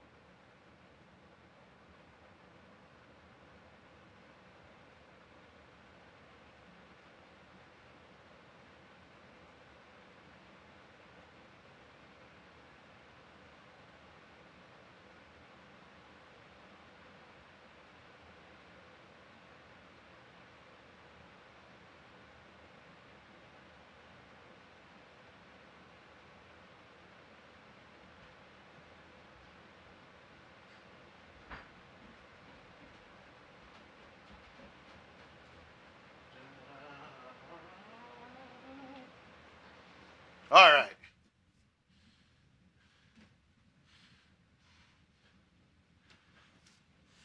I think you're giving him way too much credit, Josh.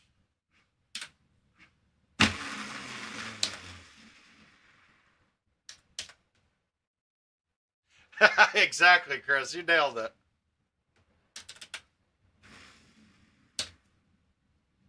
Oh!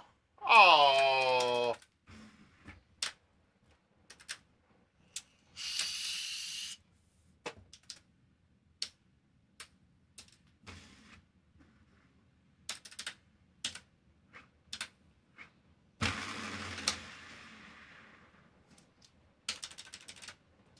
I have more shots than a diabetic, though, so we're good. He's got so much to learn from it.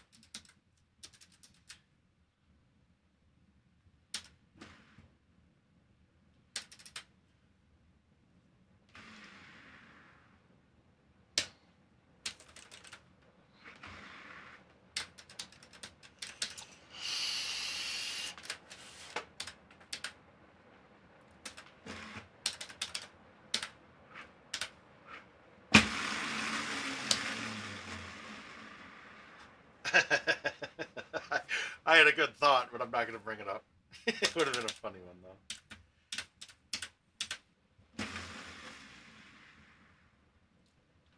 Ah.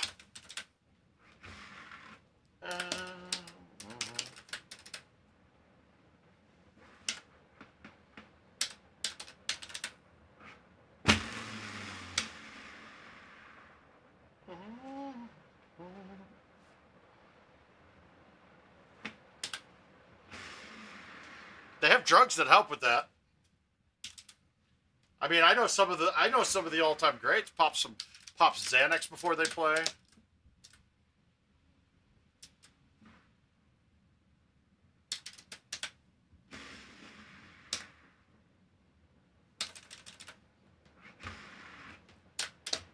My problem is if I focus directly on Golden Tee, I get worse. So like, I need the outside stuff going on. I whiffed the ball. I got lucky. I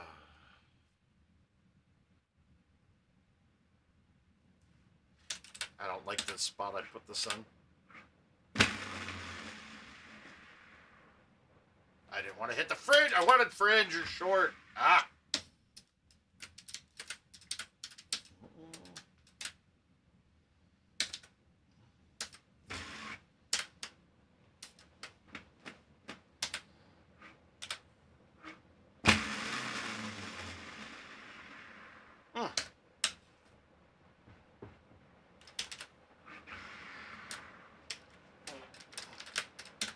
There are plenty of PEDs for GT. Absolutely.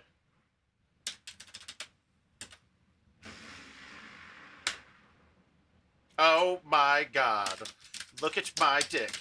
It is so large.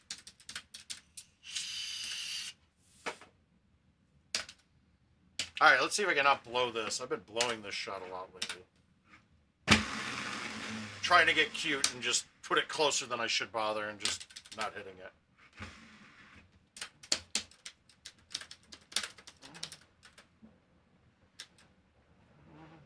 Ooh. All right, we got one behind the trees a little today.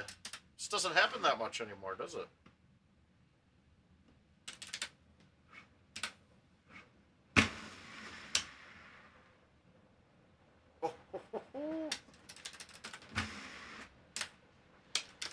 Feeling pretty sharp right now, guys. Not gonna lie. I feel like the game's come back, and it's coming back nicely, getting just ready in time and primed up for Clash. Yeah. Adderall's incredible for Golden Tee, I will say that, but there are some people that can't handle the nerves that do the shake, get the shakes and get the sweats and things.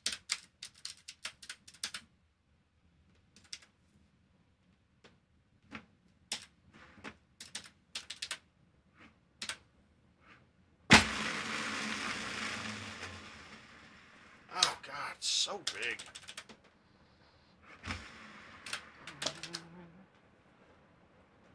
Got the mellow sounds of Coldplay going. We're good. We're feeling good. Oh, okay. So now here's the problem here, right? That's not enough. I don't want to run it past the hole like that. So I'd high tee that and thumb it. Okay, that would work. Might be good. But I want to hit this, right? This low tee backspin shot. The problem is I have to back this up on the box, and I'm never going to find the spot correctly that is lined up dead straight. Now, what I'm using is the dots on the ground to try to get there. Let's see if I got it. I think I got it pretty goddamn close.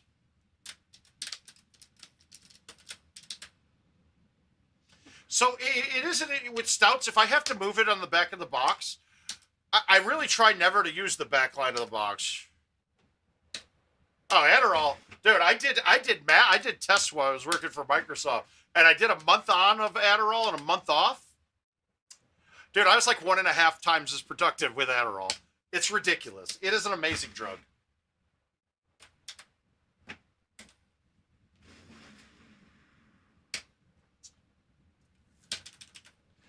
Oh, well, the best competitors that I'd face, I don't know. I don't even know who's going. I really just like to go and play with myself. But, I mean, if we're looking, it's going to be Brewer. It's going to be Brewer. Gino's going to be playing well. McCook is going to be there, right? I think. So McCook is there. CJ's getting there.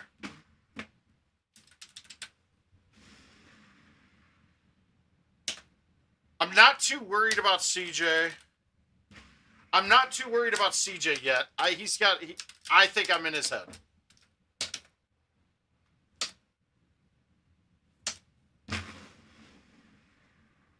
Oh, crap. How do you miss this? Ah, shit. Oh, shit.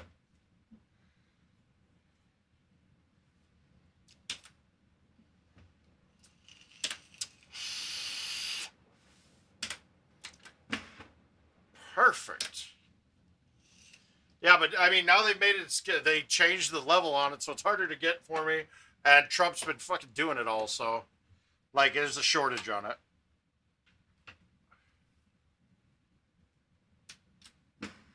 Oh, we'll do it. We're playing steady Golden Tee right now, guys. All right. We got the Jason Stark invites, guys. Jason, when he sent these, had no idea what handicaps were. He didn't understand them, so we had to explain the handicaps to him.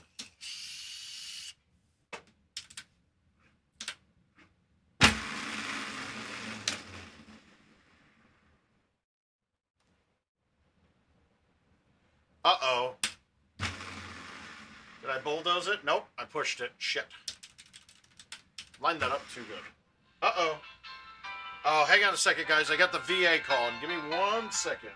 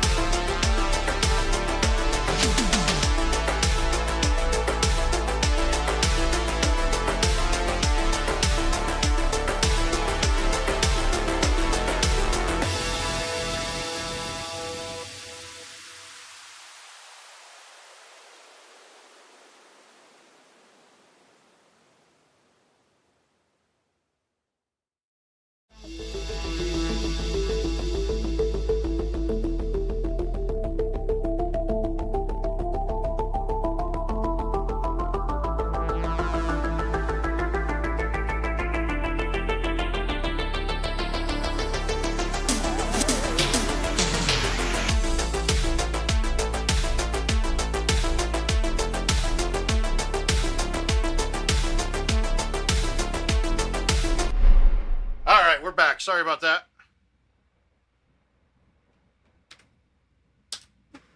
Just had to schedule an appointment. Oh, what a shit bounce. Yeah, Jake, he is doing that. Here, if you guys take a look. If you want to take a screenshot of this, here you go.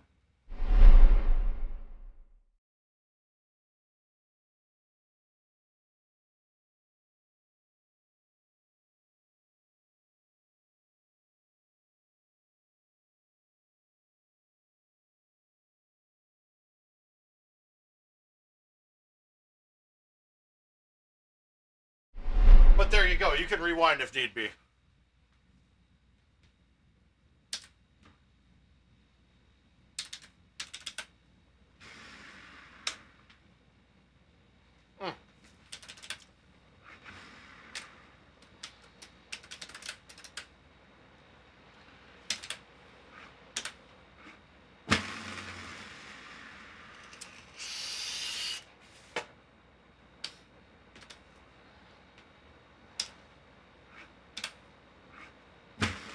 Oh, I didn't realize Bernhardt was going. He's a competitor, too.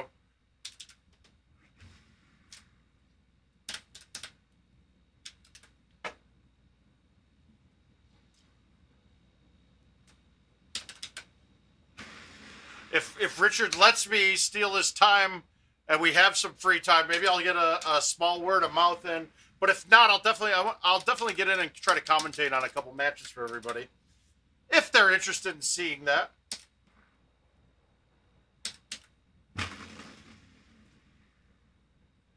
It'd be cool to commentate on the new courses a little bit.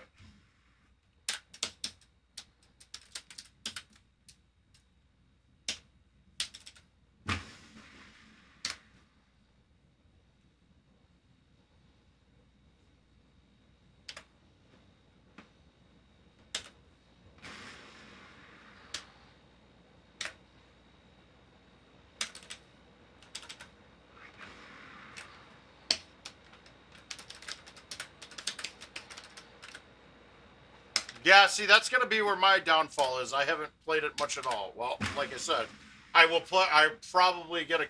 I found that we have a machine here in Iowa City now.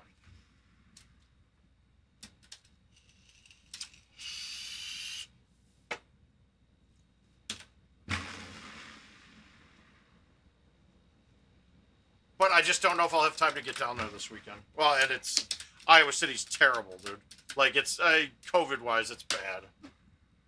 Bunch of college kids that just don't give a fuck.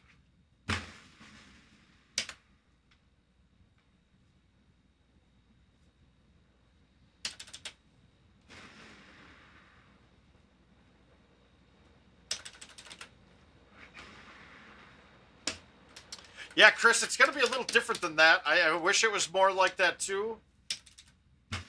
Unfortunately, I don't think spectators are a good idea for this one. I think it's going to sit that one out.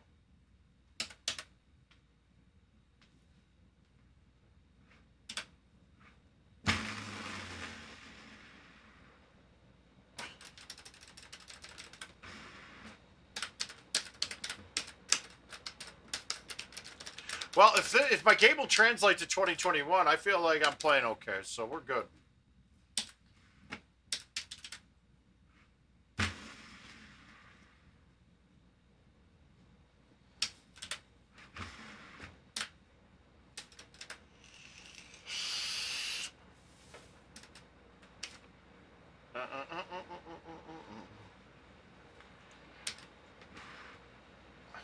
Ow, that's pushing it, but it would have been pretty big.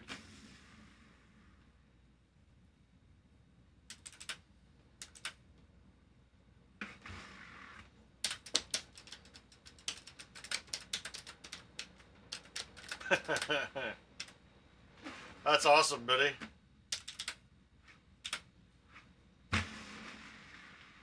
I never even look at that stuff.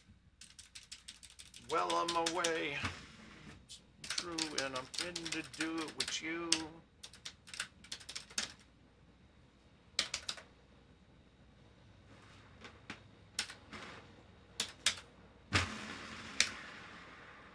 Wow. Murder boner. Oh, well. Oh, we're giving Jason Stark a bone here, guys.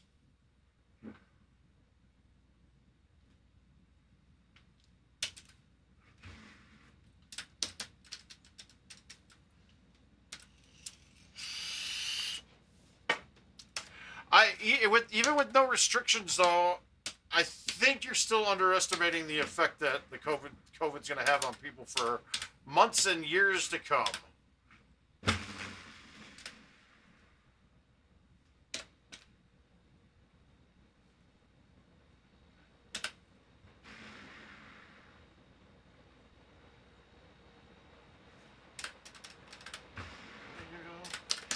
In fact, I think the days that I think that we've seen the largest fields that we've ever seen, we'll ever see again, to be honest with you. Plus, I mean, and then plus incomes and people's getting hit money wise.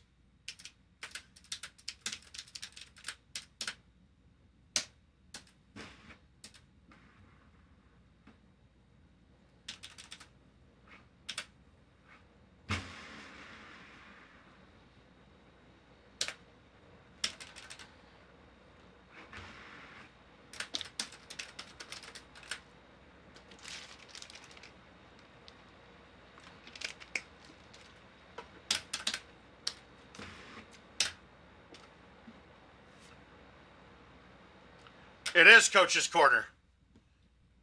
Tony, are you in Iowa?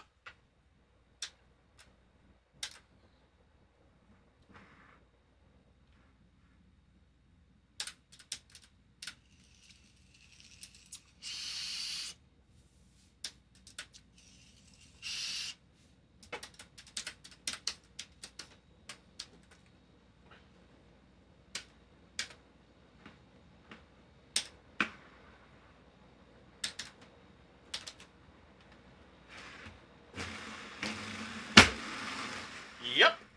I gotta say, I think I do have the A1s and C3s figured out now.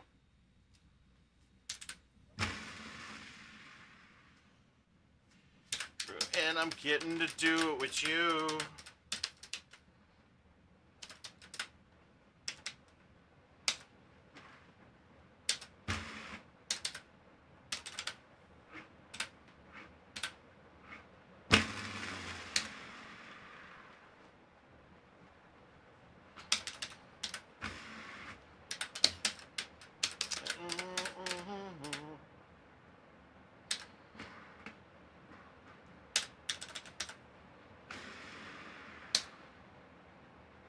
Oh, I didn't know if you were... I meant, are you from here? Difference between a due time, all I know.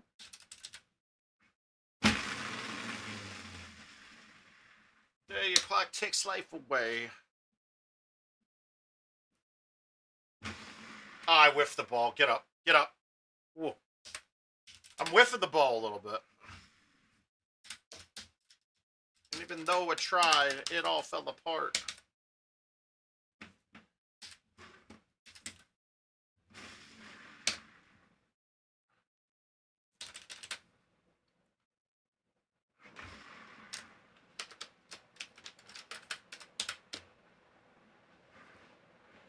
Look at this, guys. Friends coming together. Love it. Doesn't even matter how hard you try. Keep that in mind. Where you were mocking me, acting like I was part of your property. All right, this hole plays longer than it looks, so we're going to try this. And I'm short. I shouldn't have moved the tee. Then, but it all comes back to me in the end.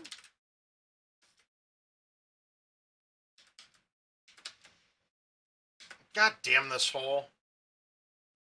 All right, I can land this with no wind, 150. I have to land this 350. This should be there, no problem.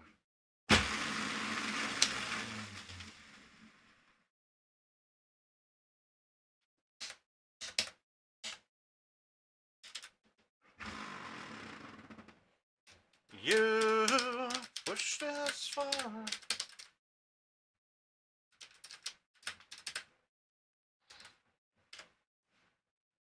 Possibly my worst hole this entire year. I hate this shot. I hate it with a passion. Thank you. Only. All right, solid front. Solid front.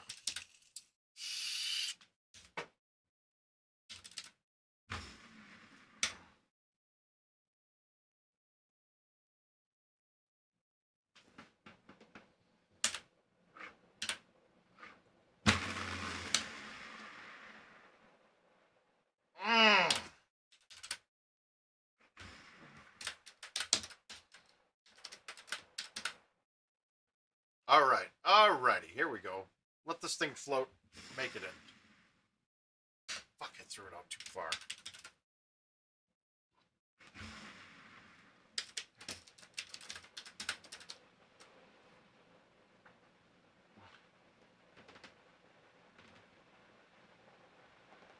Oh, that's right. I gotcha.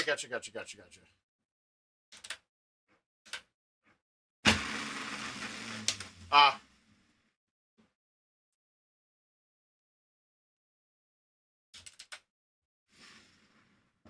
And no place to call home.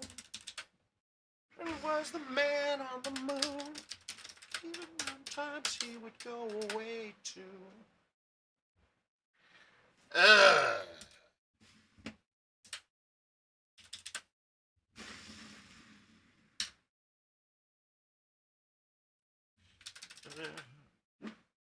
For a while, Peter Pan, I'll never leave you. All right, okay, going over the top. Sliced alone.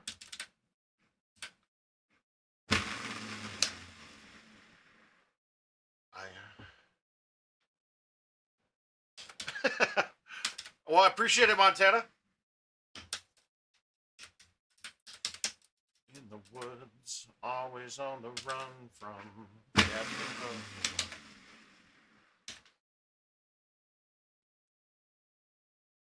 Yeah, we're gonna start traveling. It's okay.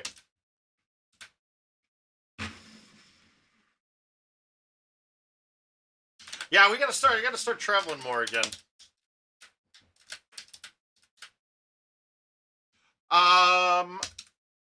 Right now, all I've been playing is MLB The Show, and I went back and I needed something to do, so I went back and started playing Diablo again. God damn it! Oh yes, I thought that wasn't gonna bite enough. Me realized I only had a friend.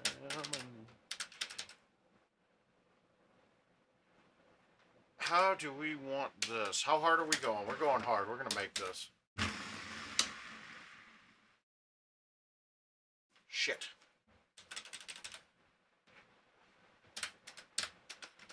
Yeah, so my biggest thing right now, I've been trying to get a hold of a PS5 pre-order. It hasn't been going very well.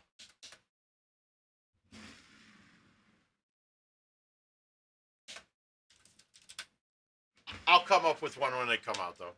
I know I will.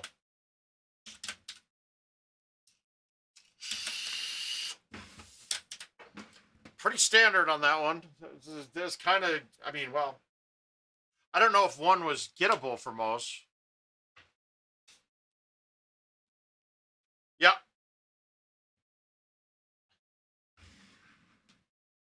Tooth's a trip. Well, it wasn't even gone. They see, Josh, that's the thing. I don't know anyone that got a pre-order. I think they screwed it up so bad that they didn't even really release any. But if I have to pay double during holidays when they come out, I'll pay double. I don't care. It's fine. I was kind of assuming that my cost was going to be around $1,000 for the whole thing anyway.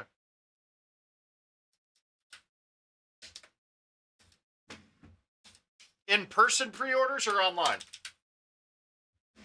Because they had pre-orders that were supposed to, but they only got like 6 per location from what I understood.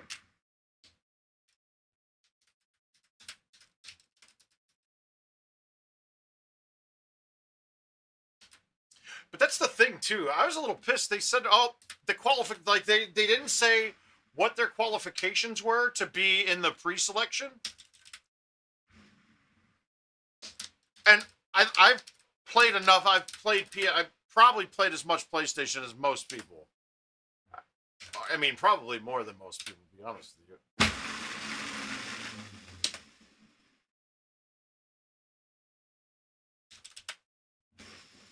I could never get into streaming. For that, I don't want to.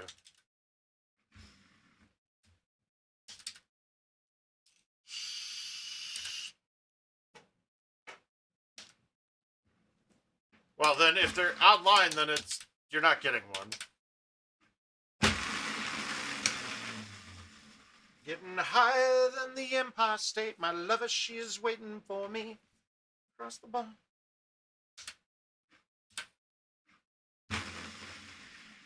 I know I gave it to you months ago. I'm trying to forget. But beneath the drinks and subtle things, the holes of my apology.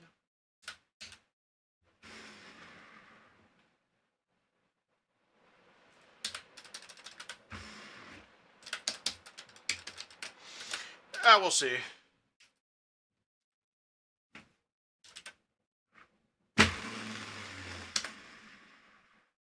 No, not a Modern Warfare guy. I was when I was younger. Not so much anymore. I was sick and tired of getting railroaded by kids. And the online games have been... Yeah, somebody just mentioned Among Us.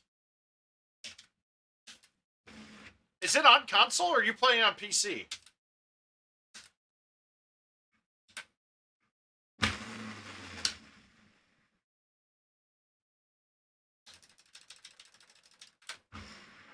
I know that I'm not...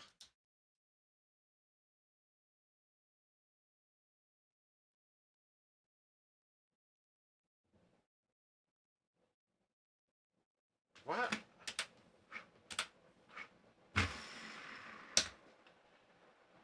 Oh, wow, that's horse shit. Oh. No! Idiot! Oh, well.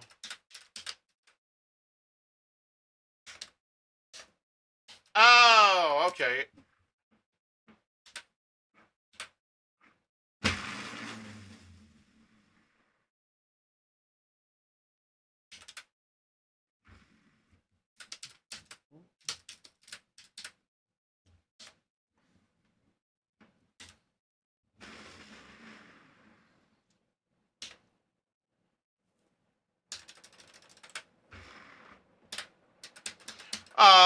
Well, let's just say, no, I was kind of figuring that myself.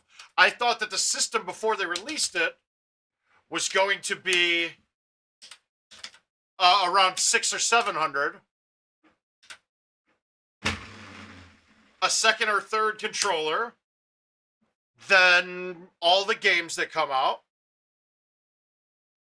So that's $1,000 about.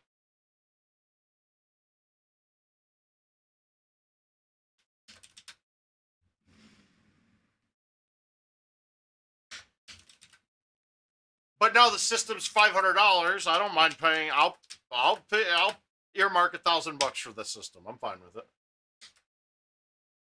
No, it's 500. I'm not getting that there. We're not going to hit it. It went. The digital's $399. The disc based is $500. I think controllers are roughly $70 a piece.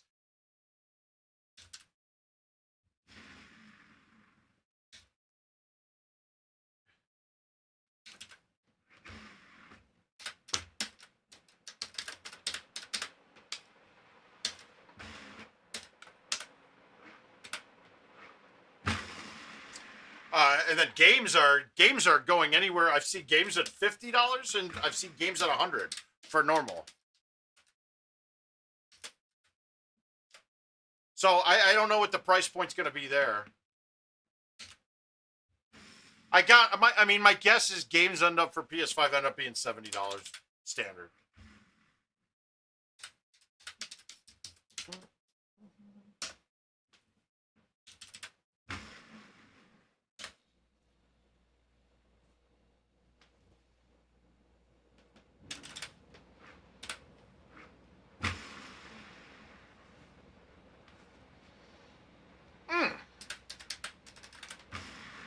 I'm really looking forward to the new Horizon Zero Dawn.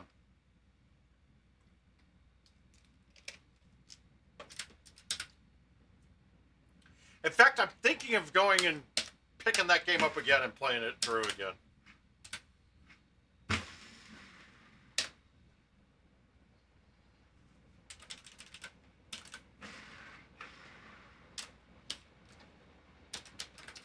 Dude, I remember going out and buying a TV with picture-in-picture just so I could play Gran Turismo in the window on really long ones. The really long, the ones that were like the 1,000-lap courses back in the day. And so I could do other things instead of having to watch that.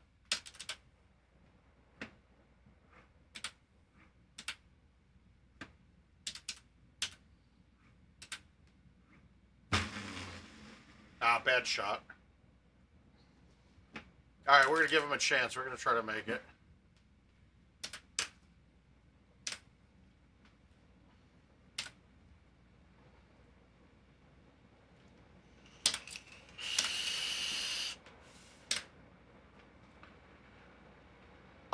No, I've heard nothing but bad things about NBA 2K21. They ruined it. NBA 2K20 pissed me off a bit too. I'm sick and tired of all the games. In order for me to do everything, I have to play online. I don't want to play online on a lot of these games. I don't want to play online at all.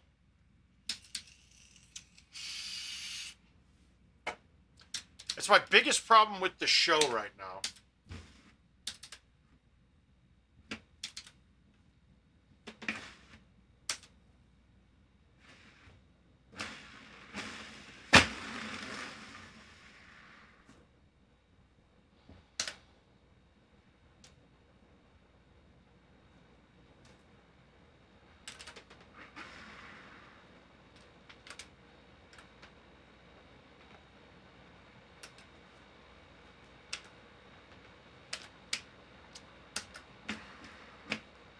Okay, guys, so I think I have my findings now, and I think I can kind of say it's true now.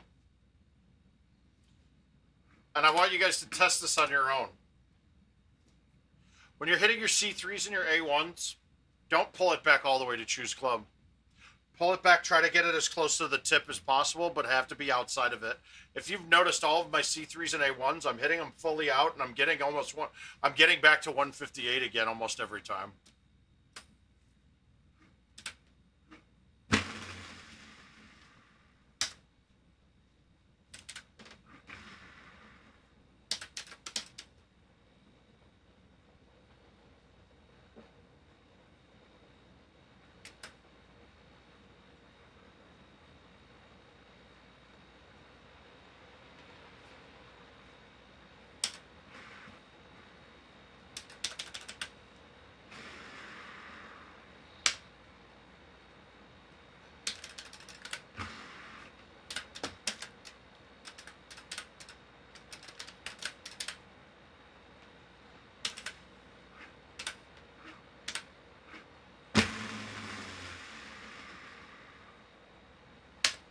I hate this look.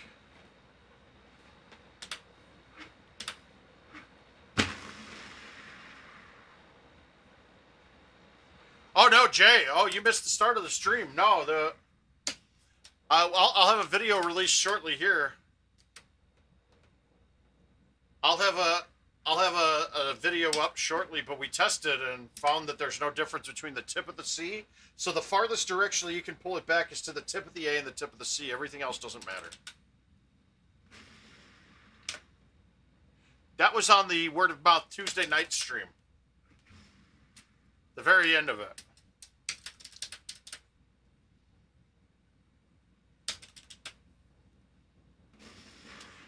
It flew in the face of GoldenTeeTV for years. Giving you take.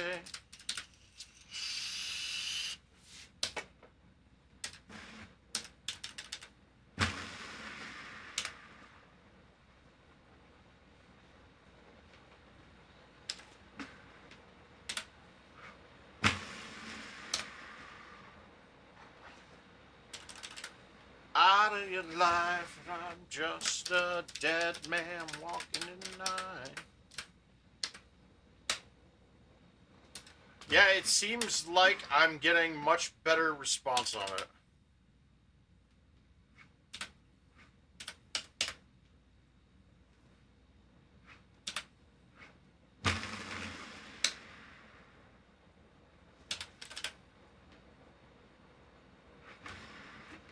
Hey, Jordan, how you doing, sir?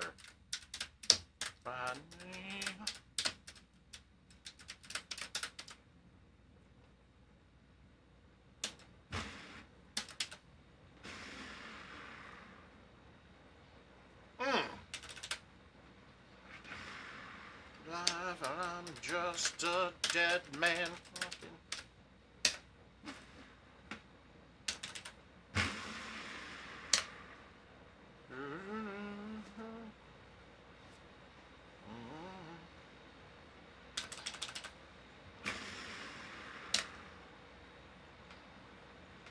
Come on.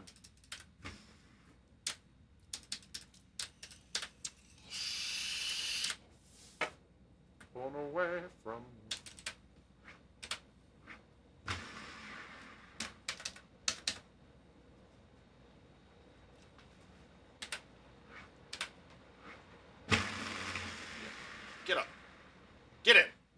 damn it.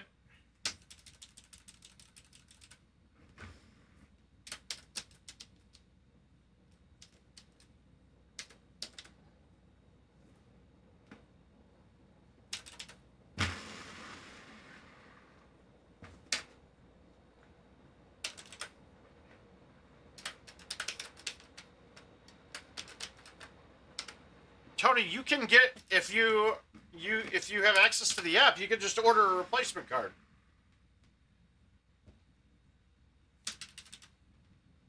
There's a spot on the app that you can order cards.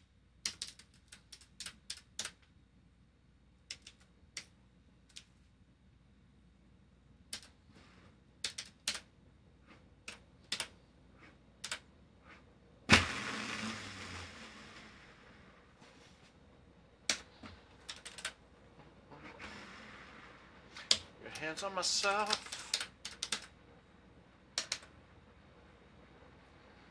Wow. Okay, now I'm regretting not having my 8.5.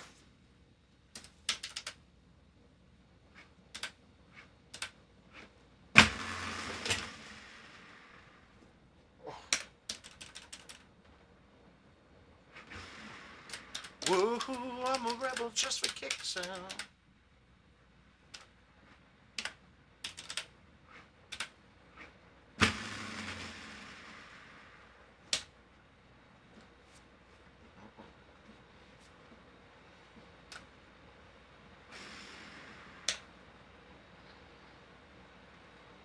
Oh, eat shit, let me rock.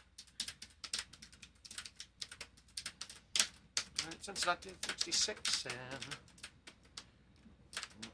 still.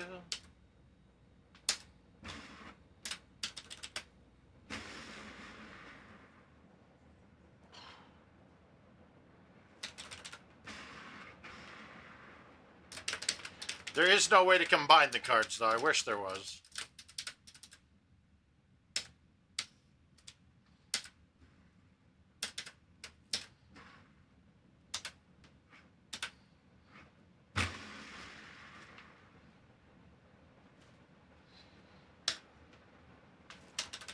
Alright, there we go. Eat shit, let me rock. Woo! We're feeling pretty good about our games today, guys. I'm happy that you guys were here.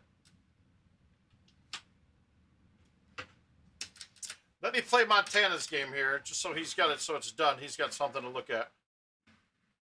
And then we'll save the rest of these for next time. Where is it? There we go.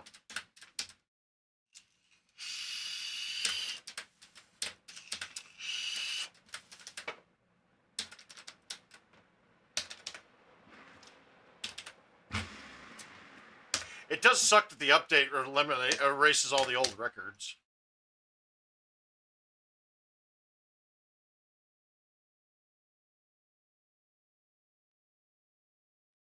Oh, nice.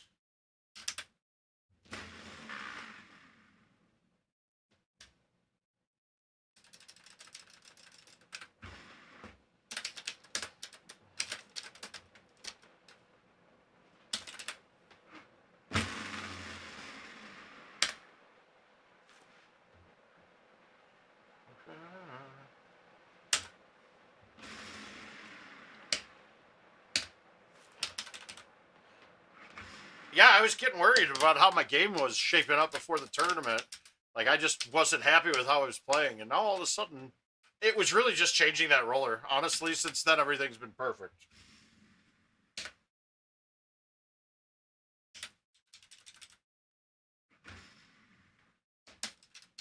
Oh.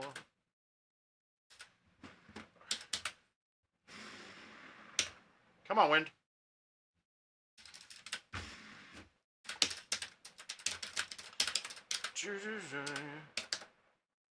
Okay, this is a bad look.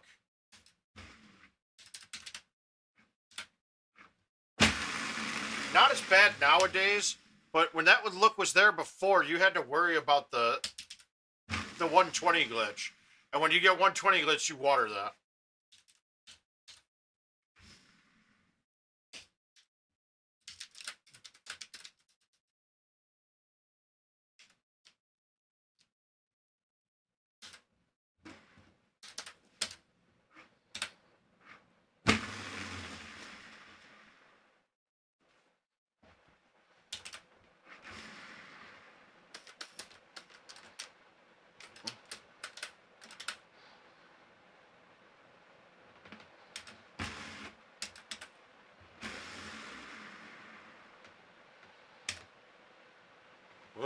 that shot.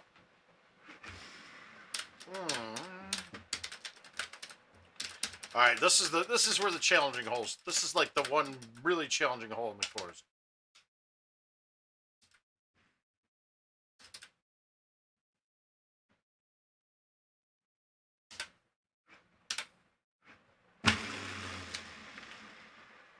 Oh God, I thought I left it short. Woo, woo, close call.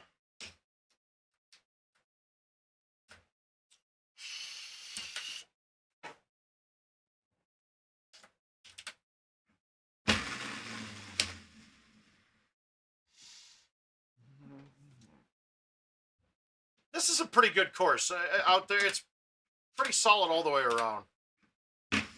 I think it was one of the ones that got immensely worse when they changed the tee boxes.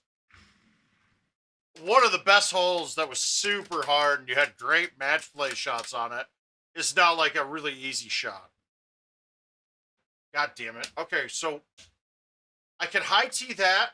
It's going to be close. I might not get over the top. We're going to try this.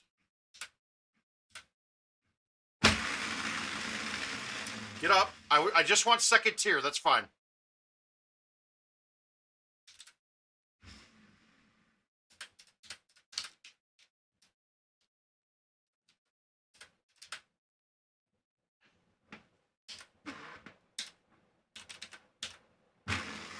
See, like right there, when I went to hit the bite button, the first press I hit on it, it like delayed and then went.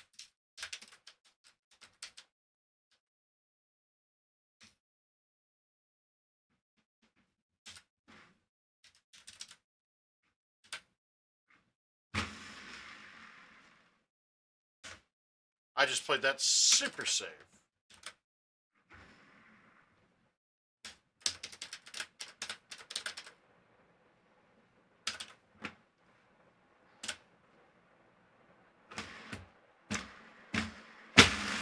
Look at that. See it? 158, no problem.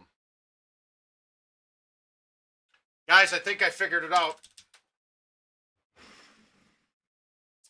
I'm pretty close to saying that I'm right.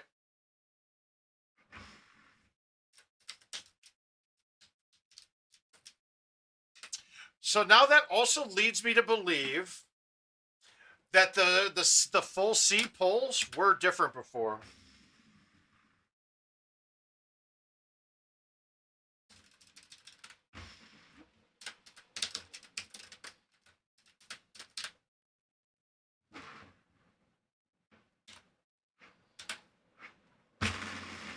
And if you notice, I stopped myself there because I was about to pull it all the way to choose club.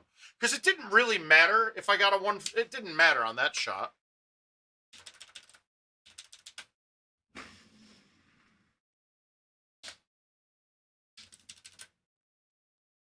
Yeah, I'm getting it out every time I want to now by doing that. And that's just by keeping myself closer to the A and the C.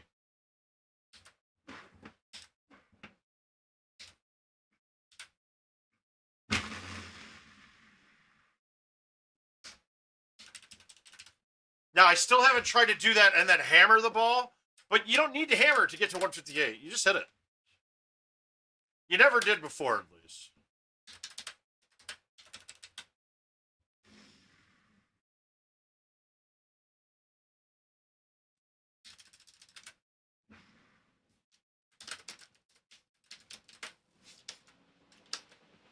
I might blow this.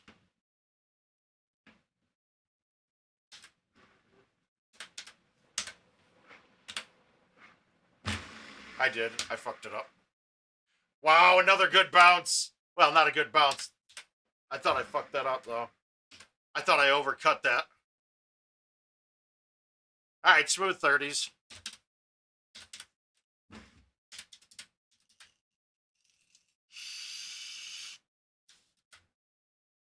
All right, one more game.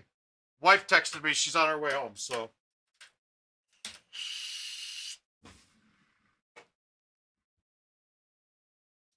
Mystic. Yuck, I hate this hole. I hate this whole course.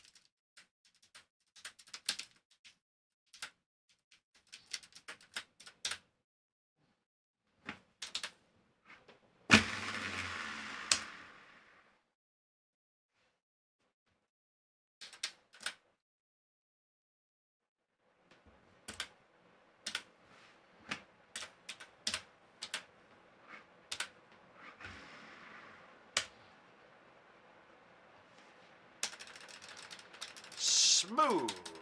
Thanks, Jay.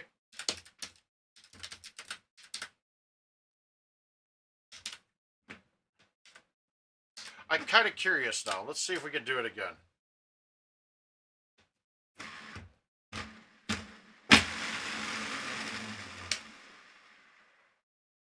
Still better. Where was the... I didn't see where the pullback was to there, though. Because I feel like I may have pulled that too far out. But, oh, come on!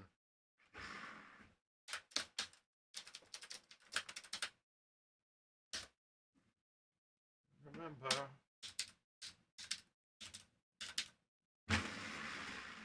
Right here next to me.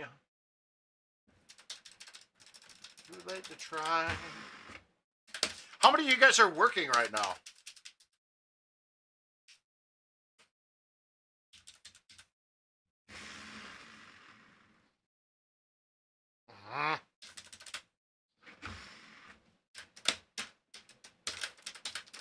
In paradise.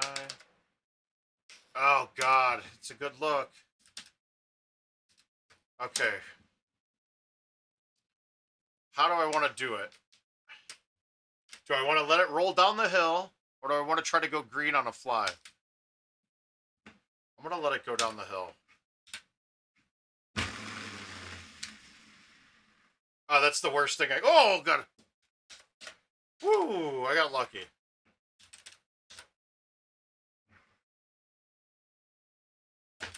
Come on.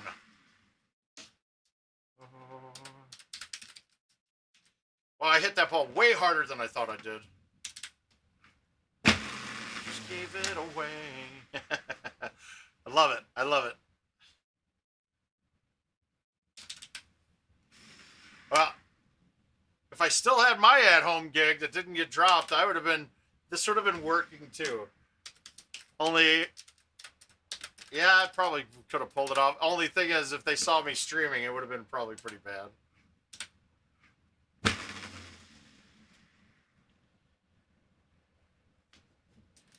No.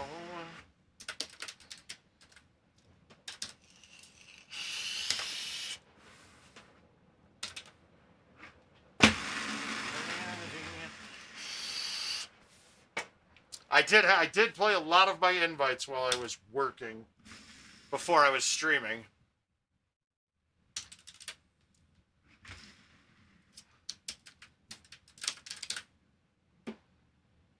Nice.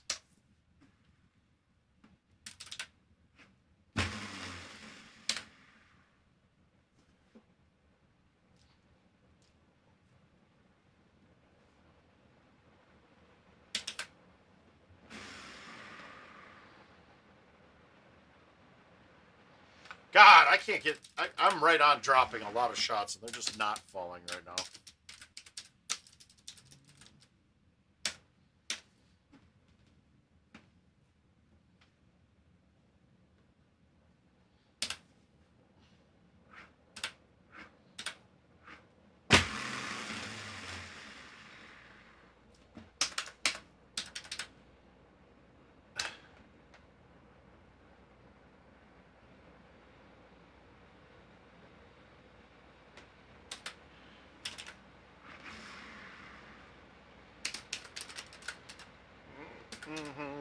You like that?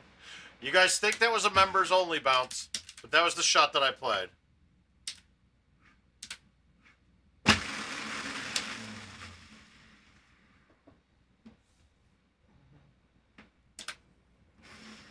Shit.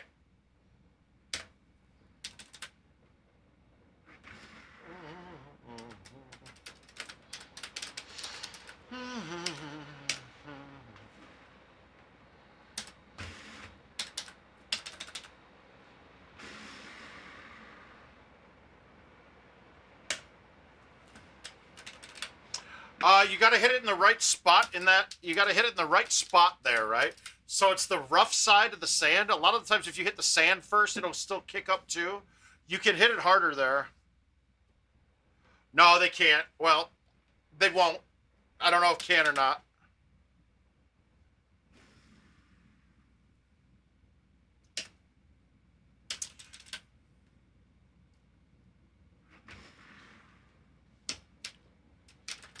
Yeah, MT, I wish. I want to watch it again, too.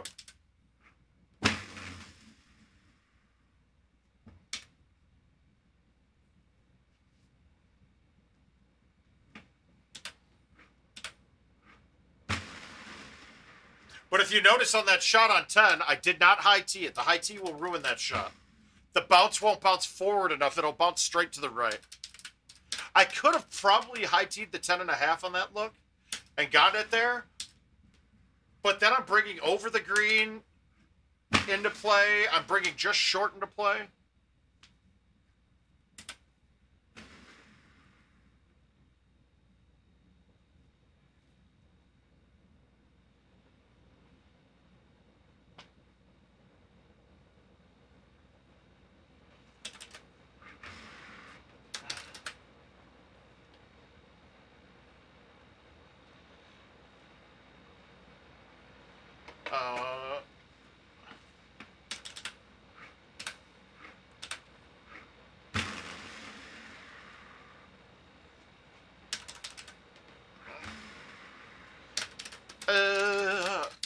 If you're watching Wangler, give me a second. I'll text you back in a minute.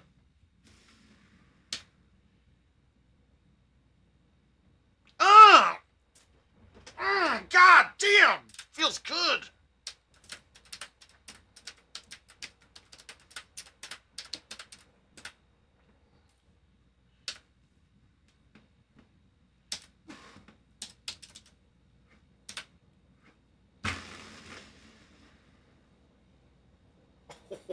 Thought I finished it off well. All right, guys. I'm going to call it a day here. We're going to call this the last one. We got a good couple hours in for you. A little 2 hours and 35 minutes. Maybe I'll start at 1, but I get up at noon. I like to sit there and veg out for a minute or two before I do anything. But what I'll do is I'm going to kick you over to the Carolina Clash little placard here, all of the info. So if you guys need it, it'll be up for a little bit. And we will see you guys tomorrow night at 7:30 p.m. Central Time. Word of mouth, Thursday afternoon edition signing off now. Thanks for being here. Have a good day. Be safe, everybody.